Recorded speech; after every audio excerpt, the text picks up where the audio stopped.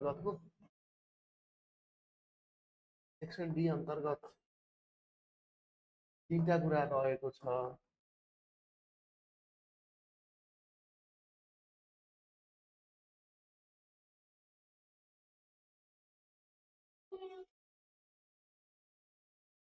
Water supply sanitary environment छ नि यो भित्र चाहिँ यसबाट एउटा क्वेसन आउने गर्छ 10 मार्क्सको, सरी सेक्सन डीबाट चाहिँ 20 मार्क्सको आउने भयो। अब यसमा ट्रेन के देखिरहेछौँ भने हामीले यो तीनटा मध्ये कुनै दुईटा आएको देखिरहेछ, तर त्यही भन्न मिल्दैन।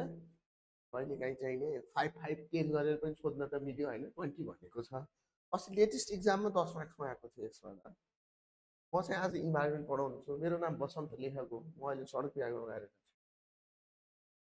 यसमा इन्भाइरोमेन्टलाई हामीले टुक्रायौँ भने यो भित्र हामीले एउटा इन्भाइरोमेन्ट भनेरै पढ्नुपर्छ। जस अन्तर्गत तपाईँले पढ्नुपर्ने भनेको एउटा गभर्मेन्ट रेगुलेसन भनेर हामीले हेर्छौँ। गभर्मेन्ट रेगुलेसन एउटा हेर्छौँ। त्यस पछाडि गभर्मेन्ट रेगुलेसनभित्र हेर्ने कुरा भनेको के हो भने बिइएस, आइई र इआइए भनेको के हो र यिनीहरूको चाहिँ प्रोसिड्युर। अस्तिको क्वेसनमा प्रोसिड्युर सोधेको थियो इआइएको। नेपालमा कसरी यी कामहरू भइरहेका छन् अथवा चाहिँ यो प्रतिवेदनहरू बनाए पछाडि कसरी पास गर्छौँ र काम कसरी हुन्छ भन्ने कुराहरू पढ्छौँ। र अर्को हामीले हेर्ने भनेको यसको इआइएको प्रिन्सिपलको कुराहरू गर्छौँ। त्यस पछाडि हामीले यसमा चाहिँ यसको अब्जेक्टिभ के हो यो कुरा हेर्छौँ। अब मुख्य काम इआइएको इम्प्याक्ट घटाउने हो भने इम्प्याक्टको बारेमा पढ्छौँ र सँगसँगै मिटिगेसन्स मेजर भनेर पनि कुरा गर्छौँ। यो चारवटा मेन टपिक भयो, तर यो भित्र चाहिँ हामी अलिक डिटेलमा जान्छौँ। यो चारवटा कुरा रहेर एउटा इन्भाइरोमेन्ट भयो। अर्को भनेको तपाईँको यो भित्र हेर्नुभयो भने एयर पल्युसनको कुरा छ। एयर पल्युसनभित्र हामी गयौँ भने अब यसमा चाहिँ यो एयर पल्युसनको मिनिङ के हो होइन, यसको चाहिँ कजेजहरू के हुन्, सोर्सेस कसरी हुन्छ, यो त्यसले गर्दा इफेक्ट के भइरहेछ होइन, एज अ इन्भाइरोमेन्टमा के असर भइरहेछ र हेल्थ इम्प्याक्ट यसमा स्वास्थ्यमा के असर गरिरहेछ त्यो हेर्छौँ। र यसमा थप हामीले हेर्नुपर्ने भनेको अब हेर्न त हेऱ्यौँ एयर पल्युसन यस्तो यस्तो हो, त्यो रेमेडियल मेजर्सको कुरा पनि हेर्छौँ हामीले अथवा कन्ट्रोलको कुरा पनि हेर्छौँ है हामीले। यो दुईटा कुरा भयो। अब अर्को तेस्रो हामीले यसमा हेर्ने कुरा भनेको तपाईँको ग्रिन हाउस इफेक्टको कुरा हेर्छौँ। ग्रिन हाउस इफेक्टको कुरा हेर्छौँ, क्लाइमेट चेन्जको कुराहरू हेर्छौँ र अर्को चाहिँ ग्लोबल वार्मिङ। यो तीनटा भनेको के हो है, यो तीनटाको चाहिँ नि मिनिङ के हो, यसको कजेजहरू के हो, सोर्सेस के हो र यसको इफेक्ट के हो र रिमिडियल मेजर के हो भन्ने हिसाबले तीनटा कुरा हेर्छौँ। अर्को चौथो भनेको हाम्रो चाहिँ सोलिड वेस्टको कुरा हेर्छौँ। यो अलिकति हाम्रो सेनिटरी इन्जिनियरिङको सोलिड वेस्ट भन्ने च्याप्टरसँग मिल्न पनि जान्छ। सोलिड वेस्टभित्र हामीले हेऱ्यौँ भने चाहिँ हामीले यसमा गार्बेजको कुराहरू अलिकति बढी हेर्छौँ।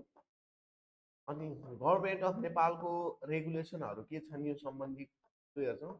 सोलिड वेस्ट म्यानेजमेन्ट एक्टहरूका कुराहरू, रेगुलेसनका कुराहरू हेर्छौँ, कसरी प्रयोग गरिरहेछ त्यसका कुराहरू हेर्छौँ। र ग्रोइङ जुन यो सोलिड वेस्ट स्पेसल्ली सिटिजहरूमा, डेभलप सिटिज अथवा हाम्रो जुन यो मेजर सिटी छन् काठमाडौँ, पोखरा, विराटनगर, वीरगञ्ज, यस्तोहरूमा चाहिँ सोलिड वेस्ट चाहिँ एकदम बढी मात्रामा उत्पादन भइरहेछ। म्यानेज कसरी गर्ने भन्ने कुराहरू हेर्छौँ। चाहिँ अब डिस्पोजलको कुरा पनि हामी जोड्छौँ। चारवटा बोर्ड। अर्को एउटा चाहिँ यसमा हामीले अर्को थप एउटा हेर्न सक्ने भनेको वास रिलेटेड कुराहरू छ यसमा। वास भनेको ह्युमन एक्सक्रिटाको कुराहरू छ यसमा। अब ह्युमन एक्सक्रिटा यसमा चाहिँ हामीले के हेर्नुपर्छ भने ट्रान्समिसन रुटको कुराहरू आउँछौँ। कसरी एकल कोलिफर्म चाहिँ एक्सक्रिटा चाहिँ कन्ट्याक्टमा आएर, वाटरको कन्ट्याक्टमा आएर मान्छेले त्यो खाएर वाटर बर्न डिजिजहरू हुन्छन् भन्ने कुराहरू हेर्छौँ। ट्रान्समिसन रुट सँगसँगै हामी वाटर बोर्न डिजिजको कुराहरू हेर्छौँ यसमा, वाटर बोर्न डिजिजको कुराहरू हेर्छौँ। थप यसमा हामीले हेर्नुपर्ने भनेको वाटर सप्लाई, सेनिटेसन र पब्लिक हेल्थको के रिलेसन, अनि यो कसरी रिलेटेड छ त होइन। अब सफा पानी भए पो अब पानी हुनु पऱ्यो पहिला त सरसफाइ हुनका लागि होइन, टोइलेट बाथरुमहरूमा अथवा डेली हाइजिनका लागि पानी हुनु पऱ्यो। पानी मात्रै भएर भएन, अब पानी पनि के हुनु पऱ्यो, पोर्टेबल वाटर हुनु पऱ्यो, होलसम वाटर हुनु पऱ्यो। त्यो भइसके पश्चात त्यो भएर मात्रै भएन, त्यसलाई खपत पनि गर्नु पऱ्यो। अब पानी त छ, पानीको सप्लाई छ, युज गर्दैन भने त वाटर बेस्ड डिजिज त हुन्छ नि होइन। चिलाउने रोग, स्केबिजहरू, यस्तो ट्र्याकोमाहरू त हुन्छन् होइन। त्यो कुरा हामीले गर्नु पर्यो। इरेज गर्नुपर्छ कि माथि स्लाइड हुन्छ, माथि जान्छ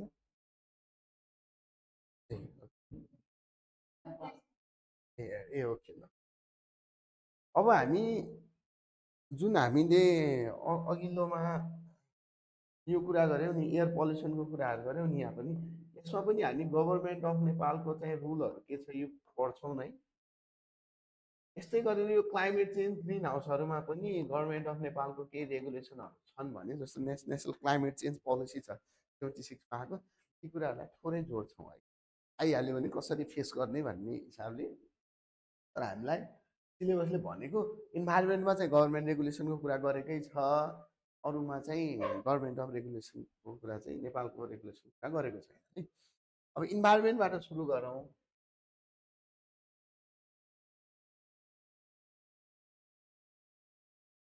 अब इन्भाइरोमेन्टमा यो सुरु गर्दै गर्दाखेरि चाहिँ जेनरली हामीले धेरैले चाहिँ नि के भन्छौँ भने इआइए भनेर भन्छौँ नि होइन।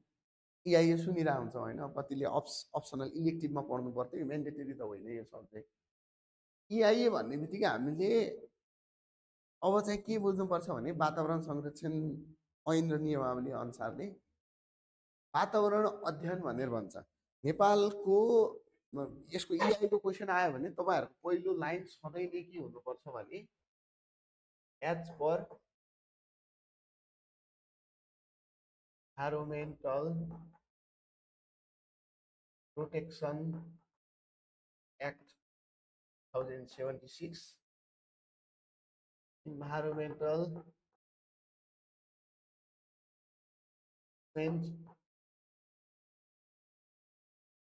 इज, अब एसेसमेन्ट भनेको स्टडी भनेर बुझ्दा पनि भयो, is mandatory for every development project. यो लाइन जहिले जोडे पनि भयो भनेको कुनै पनि विकास आयोजनाको कुरा हामी गर्छौँ, इन्फ्रास्ट्रक्चर डेभलपमेन्टको कुरा गर्छौँ भने इन्भाइरोमेन्टल एसेसमेन्ट मेन्डेटरी गर्नै पर्छ। यो नगरिकन त्यसको टेन्डर नै खुल्दैन। त्यही भएर पनि यो इम्पोर्टेन्ट हुन जाने भयो। अब हामीलाई क्वेसन कसरी पनि सोधेको छ भने डेभलपिङ प्रोजेक्टहरूमा इन्भाइरोमेन्टल एसेसमेन्टको महत्त्व के हो अथवा किन गरिन्छ, कसरी गरिन्छ भन्ने कुरा हो भने पहिलो त हाम्रो के भनेको छ भने ऐनले नै के भन्यो त, एक्टले के भन्यो, इन्भाइरोमेन्टल एसेसमेन्ट गर्ने आवश्यक छ। अब नेपालमा अहिले हाल कायम रहेको एक्टहरू भनेको के हो भने इन्भाइरोमेन्टल प्रोटेक्सन एक्ट 2076, यसलाई हामीले इपिए 2076 भन्छौँ अथवा इपिए 76 भन्छौँ अथवा इपिए 2019 भन्छौँ, इपिए 19 भन्छौँ। 73 सालमा आएको भएर 76 भयो, इङ्ग्लिस डेट 19 है। अब यसलाई नै हामीले, यो त नाम त हामीले दिएको हो कि, नेपालमा त ऐन त नेपालीमा भन्छ नि, वातावरणीय संरक्षण ऐन यो हो है, हाल कायम रहेको भन्ने। र त्यसै गरेर यसको रेगुलेसन भनेको इन्भाइरोमेन्टल प्रोटेक्सन रेगुलेसन 2077, यो चाहिँ इपिआर 77 अथवा EPR 2020 अथवा चाहिँ नि EPR 20 मात्रै पनि भनेको देखिन्छ है। वातावरणीय संरक्षण नियमावली। ल नेपालमा कायम रहेको हामीले क्वेसनहरुमा जोड्दै गर्दाखेरि के जोड्नु पर्यो भने इन्भाइरोमेन्टल प्रोटेक्सन एक्ट 76 र इन्भाइरोमेन्टल प्रोटेक्सन रेगुलेसन 77 यो चाहिँ अहिलेको एक्जिस्टिङ हो। यही एक्टले के भन्यो भने हामीले इपिआर भनेको रेगुलेसन हो। ए सरी बिग्रेछ है। पहिला एक्ट आउँछ, एक्ट कसले बनाउँछ भने नेपालको संसदले बनाउँछ। मान्यजीहरूले एक्ट बनाउने हो। एक्ट संसदले बनाइसके पछाडि मात्रै त्यो एक्टमा भएका कुराहरूलाई कसरी गभर्न गर्ने भनेर नियमावली भन्छ, रेगुलेसन भन्छ है। अब हाम्रो एक्जिस्टिङ के रहेछ त इन्भाइरोमेन्टल प्रोटेक्सन एक्ट र रेगुलेसनको कुरा भयो हैन। अब यो एक्ट र रेगुलेसनले के भनेको छ भने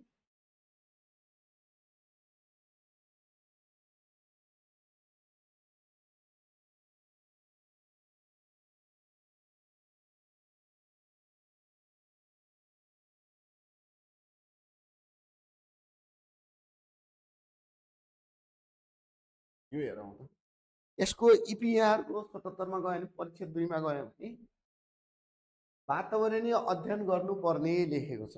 ऐनको दफा 3 को उपदफा 1 को प्रयोजनका लागि प्रस्तावकले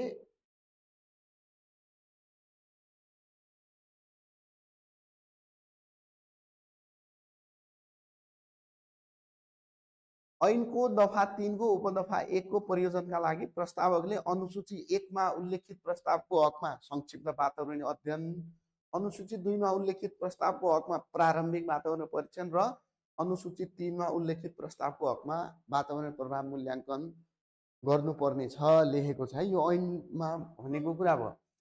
यो भन्न खोजेको के हो भने हामीले अहिलेसम्म इन्भाइरोमेन्टल एसेसमेन्ट भन्ने बित्तिकै EIA मात्रै भनिरहेछौँ हैन।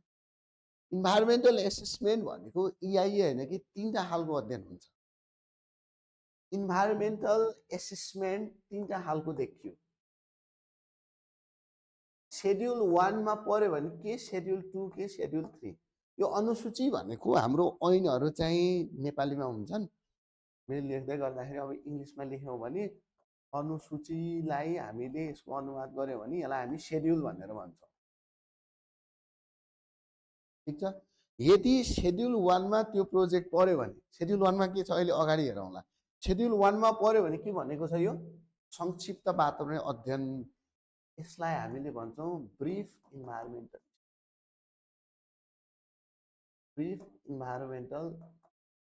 स्टडी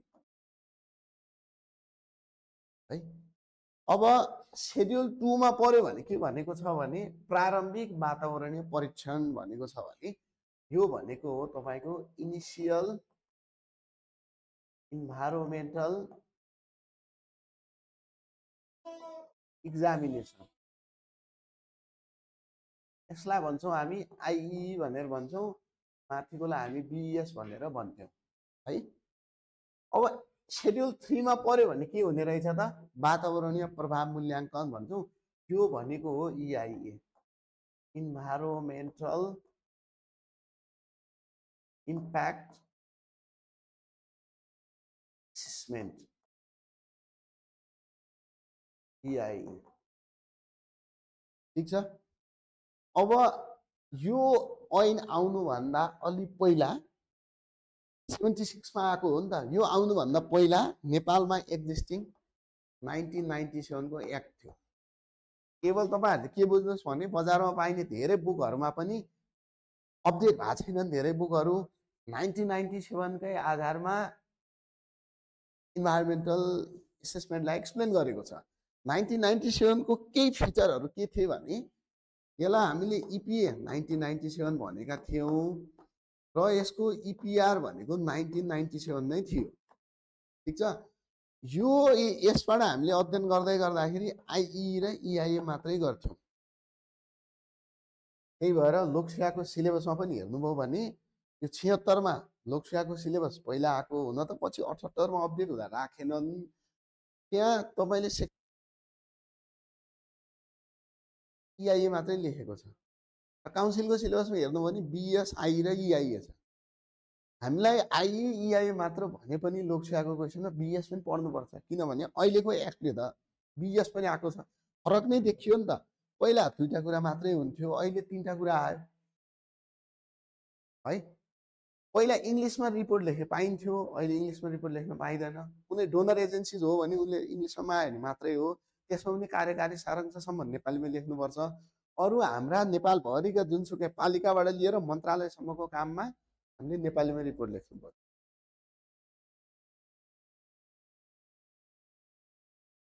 के रे पालिकाले के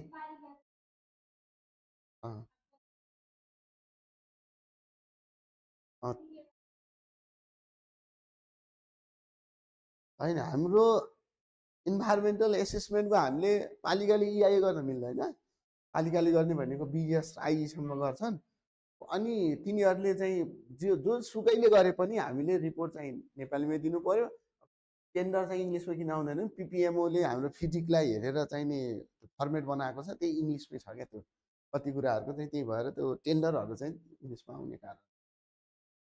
यो यति जानु, यसको बारेमा धेरै डिटेल पढिराख्नु पर्दैन। 1997 यो हिस्ट्रीको कुरा कहिले आयो भने पिरियोडिक प्लानमा 6औँबाट सुरु भएको हो। यो 6औँमा इन्भाइरोमेन्टलको कुरा हो, 8औँमा चाहिँ इन्भाइरोमेन्टल 8औँ लगत्तै चाहिँ 1997 आएको। प्रत्येक पिरियोडिक प्लानमा तपाईँहरूले हेर्नुभयो भने वातावरण अथवा इन्भाइरोमेन्ट भन्ने एउटा क्लज राखिदिएको हुन्छ। अहिलेकोमा हेऱ्यौँ भने हामीले सेक्टरल लगानी लगाऊ भन्ने छ, क्लाइमेट फाइनेन्सिङको कुराहरू आएको छ होइन, डिजास्टरको कुरालाई बढी फोकस गरेको छ। यसको इआइए नेपालमा कसरी आएको हो भनेर कसैले सोध्यो भने गोदावरी भन्ने ठाउँ छ, गोदावरी ललितपुरमा। गोदावरीमा एउटा मार्बल फ्याक्ट्री थियो। त्यो मार्बल फ्याक्ट्रीमा के गर्यो भने एकजना सूर्य ढुङ्गेल भन्ने मान्छेले, सूर्य ढुङ्गेल भर्सेस गोदावरी मार्बल भन्ने सर्वोच्चमा रिट परेछ। सुप्रिम कोर्टको डिसिजनले नै यो इआइए आएको हो नेपाल। नेपालमा जो सुकैले जे भने पनि नेपालको बेस फाउन्डेसन भनेको वातावरण संरक्षण ऐन बन्नका लागि यही हो। गोदावरी भन्ने ठाउँमा मार्बल डाँडा नै छ नि त्यहाँ होइन। मार्बलको लागि प्रसिद्ध। त्यो कम्पनीले प्राकृतिक रिसोर्सको यति दोहन गर्यो कि ढुङ्गा पनि निकालेको छ, सबै कुरा निकालेको छ, 24 घन्टा निकाल, केही नियमै छैन कि त्यो निकाल्नु। उत्खनन हुन थाल्यो कि त्यति बढी प्राकृतिक स्रोतको दोहन हुन थाल्यो। सँगसँगै अर्को के भने मार्बलको काम इरिटेटिङ हुन्छ कि, साउन्ड पनि इरिटेटिङ हुन्छ, 24 घन्टा चलाउन थाल्यो। त्यसबाट निस्केको जुन त्यो पोल्युटेन्ट हुन्छ, पर्टिकुलेट म्याटरहरू हुन्छन्, धुलो जस्तो हुन्छ, त्यसले गर्दा बादल ढाके जस्तो हुन थाल्यो लोकल ठाउँमा, मान्छेहरूलाई सास फेर्न गाह्रो हुन थाल्यो।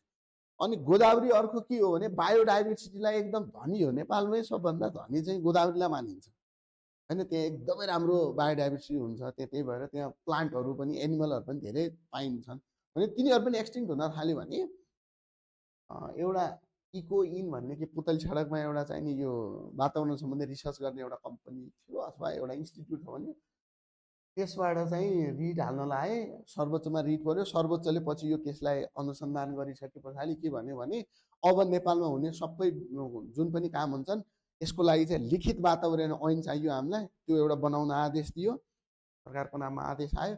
र सँगसँगै खानी तथा खनिज पदार्थ ऐनलाई पनि राम्रोसँग लागू गरौँ भन्यो। त्योभन्दा अगाडि हामीले रियो कन्फरेन्समा साइन गरिसकेका थियौँ होइन। स्टकहोम कन्फरेन्समा हामीले साइन गरेर आएका थियौँ इन्भाइरोमेन्ट बचाउँछौँ भनेर। त्यो पनि लागू हुनु पर्यो भन्ने हिसाबले डिसिजन लिए पछाडि यो लगत्तै अनि इपिए 1997 आएको है। त्यसलाई यति यो हो भनेर बुझौँ। यसमा धेरै डिटेल गइराख्नु पर्दैन। अहिले हामीले पढ्ने यो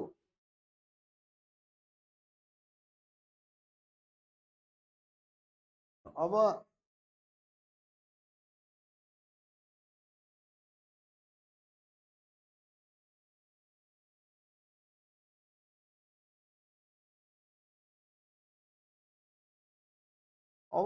अब यसमा फर्दर गयौँ भने हामीले एउटा बिइएस भन्यो, एउटा आइई भन्यो, एउटा इआइए भन्यो होइन, बिइएस आइई र इआइए भन्यो होइन, ठिक छ। अब यसमा यो हामीले कुरा गर्दै गर्दाखेरि हामीलाई क्वेसन एउटा बन्न सक्छ 10 मार्क्सको question, difference between BES as per EPA 76 and EPR 77, एउटा 10 मार्क्सको एउटा महत्त्वपूर्ण क्वेसन हो। पहिलाका क्वेसनहरू हेर्नुभयो भने अलिक पुरानो जति बेला हाम्रो यो एकीकृत इक्जाम हुन्थेन त्यो बेलामा आइई र इआईको क्वेसन सधैँ सोध्थ्यो, जेनरल समूह र सेनिटरीतिर सोधिरहेको थियो। अहिले पनि एक दुई वर्षमा रिपिट भएको देखि नै रहेछौँ हामीले। पहिला इआई र आइईको फरक लेख भनेर आउँथ्यो, अब चाहिँ बिएस पनि यसमा थपिने भयो होइन। अब पहिला थोरै यो ऐनको बारेमा कुरा गरौँ अनि यसको कुरा गरौँ होइन। अब यो तीनटा कुरा देखियो, बिएस पनि देखियो, आइई पनि देखियो, इआई पनि देखियो। यो कसरी गर्ने त? कसैले हामीलाई इआईको काम गर भनेर चाहिने भन्यो भने त्यो इआई मात्रै त नहुने रहेछ, बिएस पनि हुन सक्यो, आइई पनि हुन सक्यो भने छुट्याउनु पर्यो। त्यो छुट्याउने प्रक्रियालाई भन्छौँ हामी स्क्रिनिङ भनेर भन्छौँ। जसरी वाटर सप्लाई सेनिटरीतिर ट्रिटमेन्ट युनिटमा स्क्रिनिङ पहिलो युनिट भनेर भन्छौँ, त्यसले भित्र जाने कुराहरूलाई रोक्छ भन्ने पढ्थ्यौँ। यसमा स्क्रिनिङले के गर्छ भने which level of environmental assessment is needed for the project, त्यो प्रोजेक्टका लागि हामीलाई कति लेभलको कति गहिराईको इन्भाइरोमेन्टल एसेसमेन्ट आवश्यक छ भनेर सोध्न मद्दत गर्छ यसले। अब यसमा यो गर्ने कसरी भने इपिए हुन त इपिएले गर्ने हो, तर हामी इपिआर पनि थपौँ यसमा। यो इपी स्क्रिनिङ गर्नु पर्यो भने के गर्ने हो? वातावरण संरक्षण ऐन डाउनलोड गर्ने, त्यहाँ तीनटा कुरा लेखिएको छ। अब इपिआरमा जाने, इपिआरको तपाईँको अनुसूची 1 शेड्युल 1 मा जाने, शेड्युल 2 मा जाने, शेड्युल 3 हेर्ने, ठिक छ। अनुसूची 1 मा गयो भने त्यो प्रोजेक्ट के हुनेवाला छ? बिएस हुनेवाला छ। 2 मा गयो भने आइई हुनेवाला छ। 3 मा गयो भने इआई। यो किन तीनटा आएको हो भने एउटा पालिकाले बनाउने 200 मिटरको रोड हो र भौतिक मन्त्रालयले बनाउने 2000 किलोमिटरको रोड। 200 मिटर 2000 किलोमिटर, दुईटैको इम्प्याक्ट त एउटै हुँदैन नि होइन। यसमा त धेरै कुरा कन्सिडर हुन्छ। 2000 किलोमिटरमा त जियोग्राफी धेरै कभर हुन्छ, टेरिटोरी कभर हुन्छ, मान्छे अनेक प्रकारका मान्छे। यो भने त हाम्रो पूर्वबाट पश्चिम गएर फेरि अझै बिचमा पूर्व मध्यसम्म आयो भने त्यति लामो हुन्छ चाहिँ। विभिन्न जियोग्राफिकल डाइभर्सिटीहरू, नेचुरल रिसोर्सहरू युज हुने भए, मान्छेहरू विभिन्न सोसियो इकोनोमिक स्ट्याटस भएका कुराहरू आउने भयो भने इम्प्याक्ट धेरै आउन सक्ने भयो। तर त्यो भन्दैमा यो 200 मिटरलाई पनि नेग्लेक्ट गर्नु हुँदैन है। फेरि यो 200 मिटर वन्यजन्तु आरक्षभित्र हो भने यही पनि एकदम इम्प्याक्ट बढी आउन सक्छ नि यसको पनि। बफर जोनहरूमा 10 गजातिर भयो भने यसको चाहिँ रोल बढी हुन्छ होइन। हिमालय निजतिर जहाँ चाहिँ हाम्रो बायोडाइभर्सिटी धनी छ त्यो ठाउँमा फरक पर्छ भने त्यही कुरा हामीले कुनै पनि डेभलपमेन्ट प्रोजेक्ट गर्नुभन्दा अगाडि नै त्यसको इम्प्याक्ट के हुन्छ, पोजिटिभ र नेगेटिभ इम्प्याक्ट खोज्नु पर्यो। पोजिटिभ ठिक छ, नेगेटिभलाई जेरो बनाउनु पर्यो। जेरो बनेन भने पनि मिटिगेसन्स मेजरहरू, अल्टरनेटिभहरू लिएर टोलरेन्स लिमिटमा ल्याउनु पर्यो। अब यसमा यो 1, 2, 3 लाई हामीले फर्दर हेऱ्यौँ भने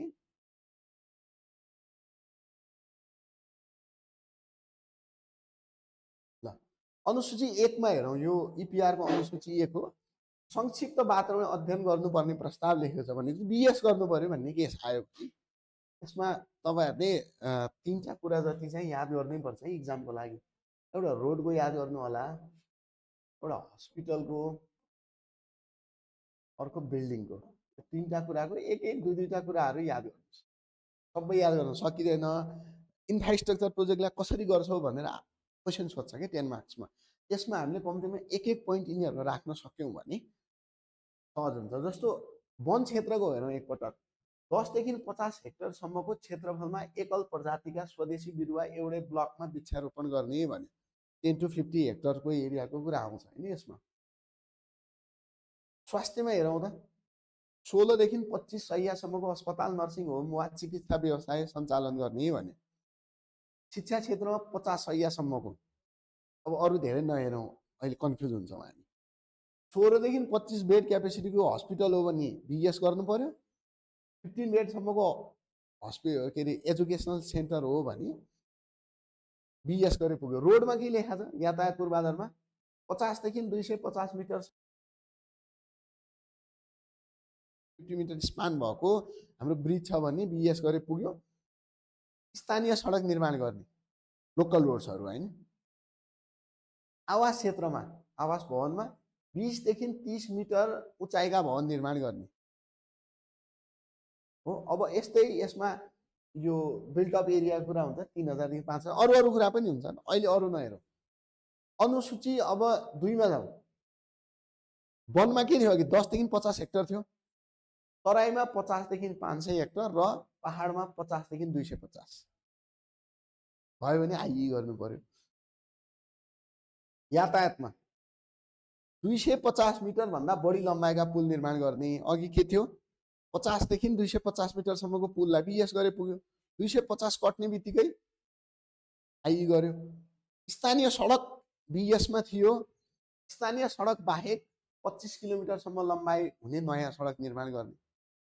एक्सेप्ट लोकल रोड्स 25 किलोमिटरसम्मको चाहिने हामीले नयाँ रोड बनाउन थाल्यौँ भने आइई गर्नु पर्यो।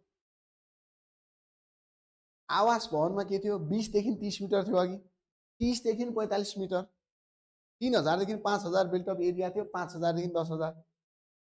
यस्तै स्वास्थ्यमा 16 देखि 25 थियो, यसमा 25 देखि माथि 100 सम्म हुन्छ। अब 3 मा जाउँ। तराईमा 500 भन्दा बढी, पहाडमा 250। के भयो त 50 देखि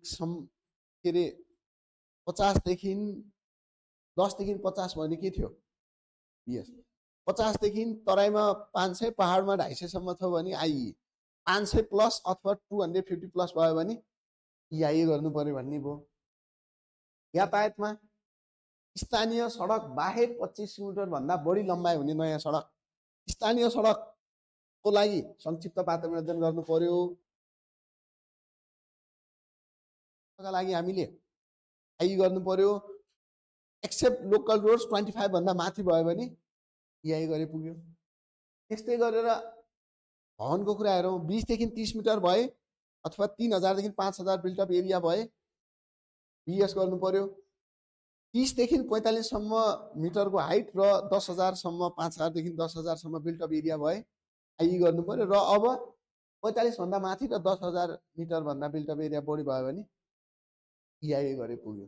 हो यसरी यसलाई स्क्रिनिङ भन्छ कि क्वेसन आउन सक्ला। स्क्रिनिङ भनेको के हो, कसरी तपाईहरुले चाहिँ बिएस आई र इआई छुट्याउनुहुन्छ भनेपछि वातावरण संरक्षण नियमावली 77 को अनुसूची 1 मा कुनै प्रोजेक्ट फल्स गर्छ भने त्यो ब्रिफ इन्भाइरोमेन्टल स्टडी हुन्छ। If the project lies within schedule 2 we have to conduct initial environmental examination. If the project falls within schedule 3 ले इआई गर्नु पर्यो भनेर भन्नु पर्यो हैन। अब कसैले पनि हामीलाई एउटा काम आएको छ इआई को यो गर भन्ने बित्तिकै पहिला कन्फर्म हुनु पर्यो त्यो इआई त होइन। जेनरली हामीले त तीनटैलाई इआई भनिरहेछौँ नि। हुन त इए हो तर इम्प्याक्ट यसले घटाउने भएर हामीले इआई भनिरहेछौँ। यो अनुसूचीमा भएको कुरा हो। यसलाई स्क्रिनिङ भनेर भन्ने भयो।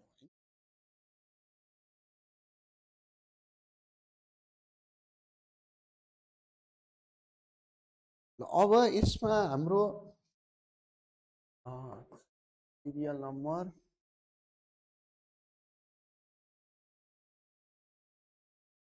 प्यारामिटर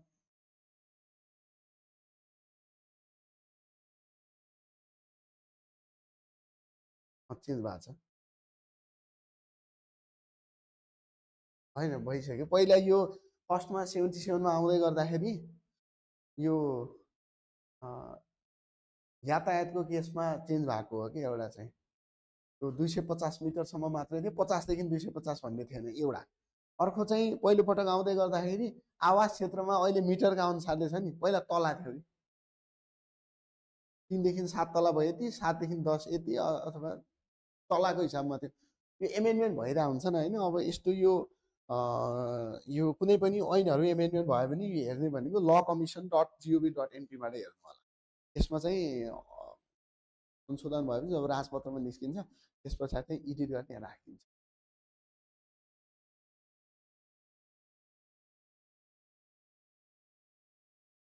परेन त्यो हामीलाई आवश्यक।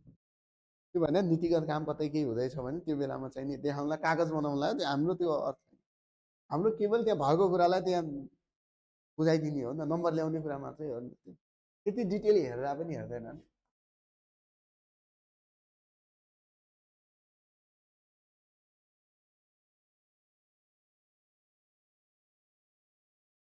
यसको डिफरेन्सको कुरा हेरौँ।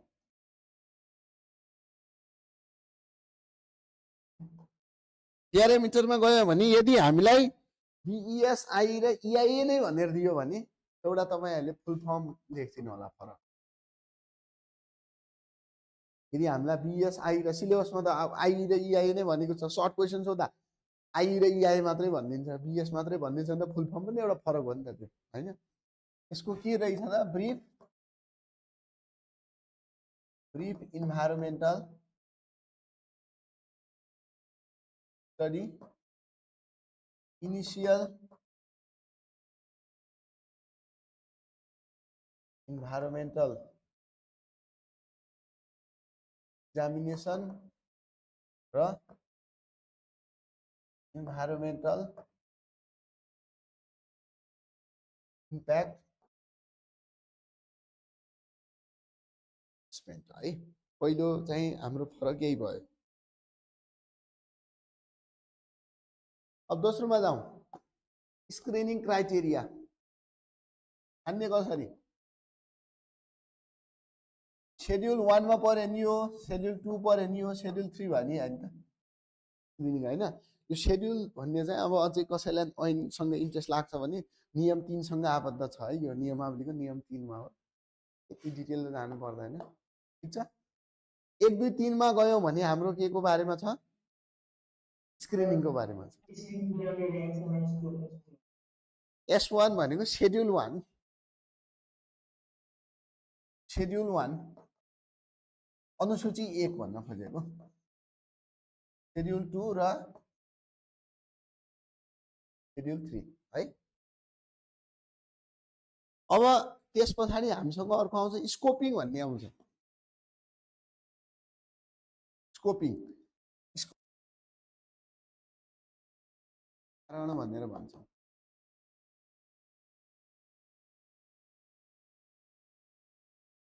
यो चाहिँ के छ भने यसमा चाहिदैन, नट रिक्वायर्ड र यसमा चाहिँ रिक्वायर्ड, यसमा चाहिँ चाहिन्छ भन्ने केस। अब के हो त यो क्षेत्र निर्धारण भनेको भने EIA मा त हामीले के हेर्यौं भने जस्तो 500 मिटर हेक्टर 500 हेक्टर मिटर भन्दा बढी चाहिने ठाउँमा काम गर्नु पर्यो, लगभग तपाईको चाहिने 45 मिटर भन्दा हाइटको बिल्डिङमा काम गर्नु पर्यो, अथवा चाहिने अलि ठुलठुलो छ नि त यसको चाहिँ काम गर्ने पनि। पहिले नै हामीले के गर्नुपर्छ भने TUR बनाउने स्टेपमै यसको क्षेत्र जुरिस्डिक्सन तोकिदिनु पर्यो क्या। बेसलाइन सेट गर्ने बित्तिकै हामीले के गर्छौं त टेरिटोरियल कुराहरू, टेरिटोरियल भन्ने बित्तिकै जियोग्राफी मात्रै नभएर हामीले कल्चरल कुरा यस्तो हेर्ने छौं, इकोनोमिक कुरा यो हेर्ने छौं, biological environment, physical chemical environment यो कुरा हेर्ने छौं भनेर तोकिदिन्छौं टेरिटोरीले। त्यसलाई क्षेत्र निर्धारण भनेर भन्छौं हैन। त्यो चाहिँ BES र IE मा हुँदैन, EI मा मात्रै हुन्छ है।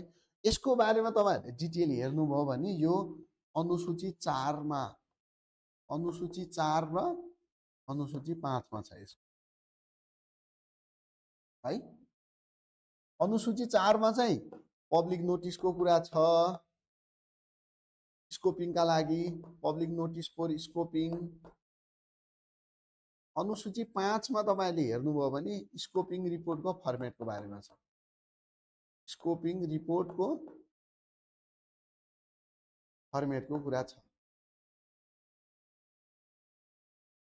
र यो अनुसूची यो पब्लिक नोटिस चाहिँ केमा निकाल्नु पर्छ त भन्दा EIA को केसमा चाहिँ नेसनल लेभल डेली न्युजपेपर मै निकाल्नुपर्छ, नियमै हो।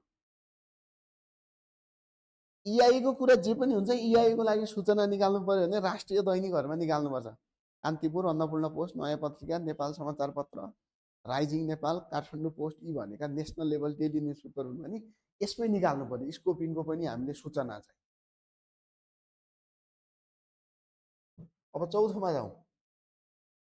चौथोमा गयो भने हामी टर्म्स अफ रेफरेन्सको कुरा गरौँ। टर्म्स अफ रेफरेन्स लाई TOR भनेर भन्छौँ। यसलाई चाहिँ हामीले ऐनमा हेर्यौं भने चाहिँ कार्यसूचीको ढाँचा, कार्यसूची भन्छ, कार्यसूची भनेर भन्छ है। शेड्युल 6, शेड्युल 7 र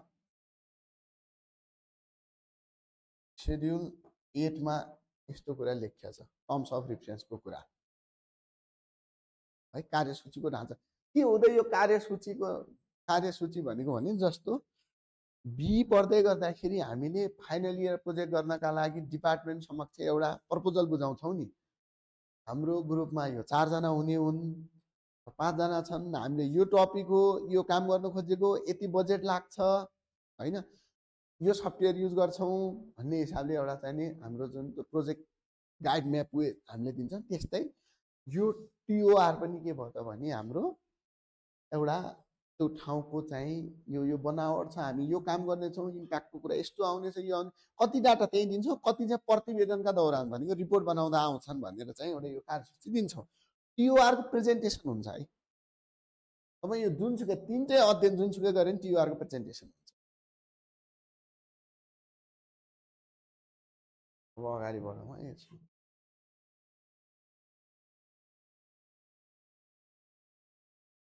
त्यसमै कन्टिन्यू भयो है यो। अब 5 नम्बर हो। अब पब्लिक नोटिसको कुरा गरौँ। पब्लिक नोटिसको कुरा गरौँ। पब्लिक नोटिस भनेको सार्वजनिक सूचना भनेर भन्छ यसलाई। हजुर पर्यो, सबैमा पर्यो। अब पब्लिक नोटिसको कुराहरु तपाईले हेर्नु हो भने BSI को केसमा चाहिँ in any one local newspaper, यो दुईटाको केस गर्दै गर्दाखेरि के हुन्छ त एउटा लोकल न्युजपेपर लाए भयो।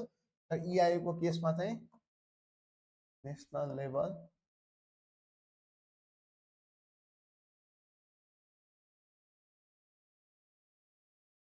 ठीक छ, in any one local newspaper. अब यो कस्तो भने लोकल न्युजपेपर भनेको के भने जस्तो घोराई टाइम्स, सुदूर खबर, धनगढी टाइम्स हैन, तनहुँ डाइरिज भने स्थानीय ठाउँकै पत्रिकाहरू हुन्छन् नि, त्यो भनेको के भयो त लोकल न्युजपेपर भयो। तर EIA को के भयो नेशनल लेभलमै लाउनु पर्यो है। यो यति मात्रै हुँदैन, यसको नोटिस वेबसाइटमा पनि राख्नुपर्छ।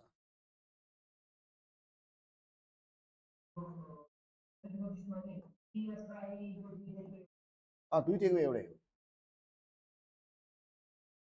दुईटैको एउटै, त्यही भएर मैले तन्काएर देखेको के त्यो है। शेड्युल 9 मा छ यसको बारेमा चाहिँ। शेड्युल 9 मा हेर्यो भने सार्वजनिक सूचनाको ढाँचा भनेर लेखिएको छ त्यहाँ। अब हामी 6 मा गयो भने रिपोर्ट फर्मेटको कुरा हेरौँ। रिपोर्ट भनेको प्रतिवेदन भनेर भनिन्छ है, प्रतिवेदन भन्छौँ है। यो चाहिँ तपाईको शेड्युल 10, शेड्युल 11 र शेड्युल 12 मा छ यसको कुरा। हामीले मन लाग्दी मनले यस्तो रिपोर्ट बनाउँछु भनेर भन्न पाइदैन, भित्र आफ्नो कन्टेन्ट लेख्न पाइयो, तर टेबल अफ कन्टेन्ट फिक्स नै छ यसको, रिपोर्टको फर्मेट छ त्यहाँ है। अब अर्को तपाईको 7 मा गयो भने टिम मेम्बरको कुरा आउँछ। टिम मेम्बर चाहिँ तपाईको एटलिस्ट 3 जना हुनै पर्यो यसमा। एटलिस्ट 4 र यसमा एटलिस्ट 5।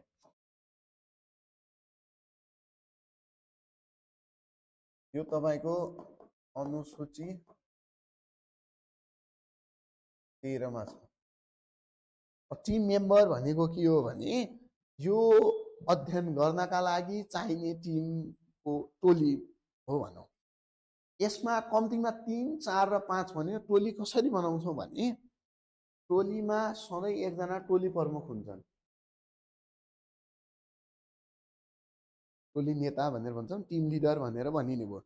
यो चाहिँ एमएससी इन्भाइरोमेन्टल इन्जिनियरिङ पढेको अथवा चाहिँ एमएससी इन्भाइरोमेन्टल साइन्स अथवा चाहिँ इन्भाइरोमेन्टल म्यानेजमेन्टमा मास्टर्स गरेको मान्छे मात्रै हुन पाउँछ।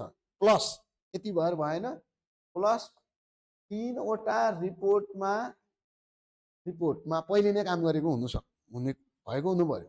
जस्तो कसै मान्छेले बिएससी पढ्यो अथवा बिई सिभिल गर्यो, उसले चाहिने 3टा रिपोर्टमा पहिले नै एज ए इनपुट काम गरिसकेको थियो भने मास्टर्स सक्यो भने मात्रै त्यो मान्छे टिम लिडर हुन पाउँछ।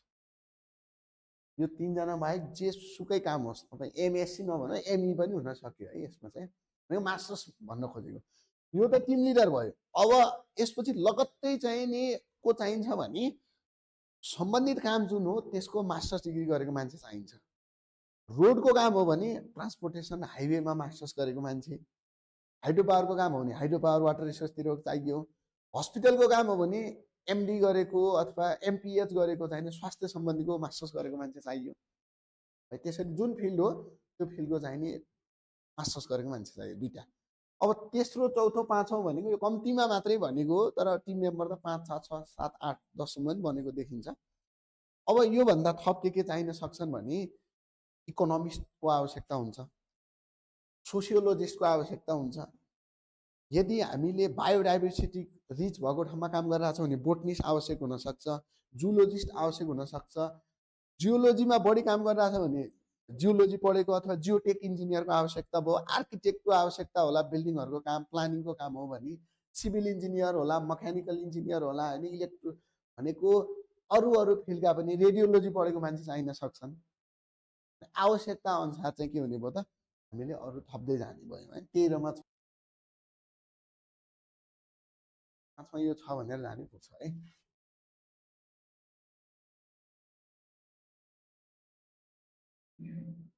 पब्लिक नोटिसमा चाहिँ तपाईँको जस्तो एउटा चाहिने कतै रोड बन्दैछ भने त्यो सार्वजनिक सूचनामा के निस्किनु भने फलानो रोडका लागि सार्वजनिक सुनवाईका लागि आह्वान गरिन्छ भनेर भनिनु भयो। मिति यतिका दिन फलानो ठाउँमा यो योजनाका लागि चाहिने सार्वजनिक सुनवाई छ। अनि सबैलाई भनौँ न जिम्मेवार निकायहरूलाई भनौँ, त्यो सम्बन्धी काम गरिरहेका निकाय स्थानीय सबैलाई चाहिँ नि भेला गर्नका लागि चाहिँ नि एउटा निमन्त्रणा जस्तो सार्वजनिक सुनवाई। सार्वजनिक सुनवाई भन्छ क्या पब्लिक हियरिङ। त्यो प्रोजेक्टका बारेमा स्थानीय पब्लिक अथवा चाहिँ त्यो सम्बन्धीका जिम्मेवार निकाय जस्तो जिल्ला वन कार्यालय हुनसक्छ, सिडिओ कार्यालय हुनसक्छ, अथवा त्यो सम्बन्धी काम गरिरहेका स्कलरहरू हुन सक्छन् भने ती सबैलाई लोकल मान्छेहरूलाई, स्टेक होल्डरलाई, रिसर्चर सबैलाई त्यो कामको लागि जानकारी दिनका लागि पब्लिक हियरिङ गर्नुभन्दा अगाडि बोलाउनु त पर्यो नि त। त्यो बोलाउनका लागि सूचना हो। सूचना पत्रिकामा मात्रै निकालेर हुँदैन, त्यो सूचना काटेर त्यसलाई चाहिँ यसको जेरक्स निकालेर सूचना पार्टीहरूमा टाल्नुपर्छ। जस्तो नगरपालिकाको सूचना पार्टी मान्छे आउँछ नि त बढी, सम्बन्धित वडाको सूचना पार्टीमा होइन। जस्तो स्वास्थ्य चौकीहरू, वडा कार्यालयहरू रुरल एरियातिर नजिकै देखिन्छन्, एउटैमा पनि हुन्छ क्या धेरै ठाउँ। स्वास्थ्य चौकीमा लगाइदियो भने कम्ती मान्छेलाई जानकारी भयो। स्कुलहरूमा लगाइदिन्छ अनि अथवा चाहिँ कुनै चाहिँ चौतारीहरू जस्तो अब भनौँ जम्मा हुने ठाउँ चाहिँ त्यहाँ सूचना लाउँछन्। प्रहरी चौकीमा लगाएको देख्छौँ हामी, जहाँ पब्लिकको मुभमेन्ट हुन्छ नि त्यो ठाउँबाट। किन यो ठाउँमा चाहिँ यो प्रोजेक्टका बारेमा चाहिँ नि अब डिस्कस हुँदैछ, तपाईँहरू आउनुहोस् भनेर चाहिँ नि अफर गरे जस्तो हो कि नोटिस दिएको। यो इपिआरको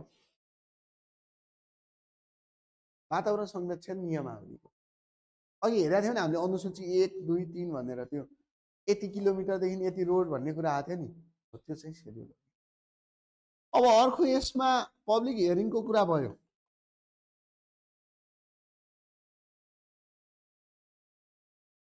के को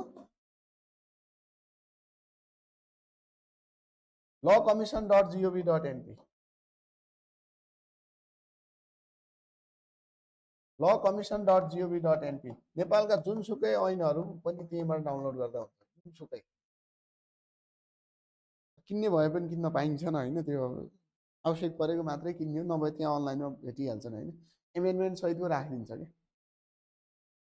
पब्लिक हियरिङ चाहिँ के भनेको छ भने मोर देन वान प्लेसमा कम्ती एक ठाउँभन्दा बढी ठाउँमा हुनै पर्यो कम्तीमा 2 हो नि त मोर देन वान भन्ने बित्तिकै 2 त हो होइन हाइड्रो पावरको केसमा चाहिँ अहिले के नियम आउँछ हाइड्रो पावर अलिक जटिल हुन थाल्यो कि काम गर्न पनि होइन हाइड्रो पावरमा चाहिँ अब के भइसक्यो भने जस्तो ट्रेन जस्तो नै प्रत्येक वडा जतिवटा वडा पर्ने कहिलेकाहीँ के हुन्छ त्यो ड्यामले नै 3-4वटा वडा कभर गरिदिन्छ बर्डरतिर पर्दैन त कभर गर्यो नि त भने प्रत्येक वडामा सार्वजनिक सुनवाई गर भनेर भन्छ अनि अर्को केस के हुन्छ भने रमाइलो है म एउटा आफैले गर्दाको एक्सपिरियन्स भन्छु यो बडीगार्ड खोला थियो यता बागलुङ हो यो गुल्मी हो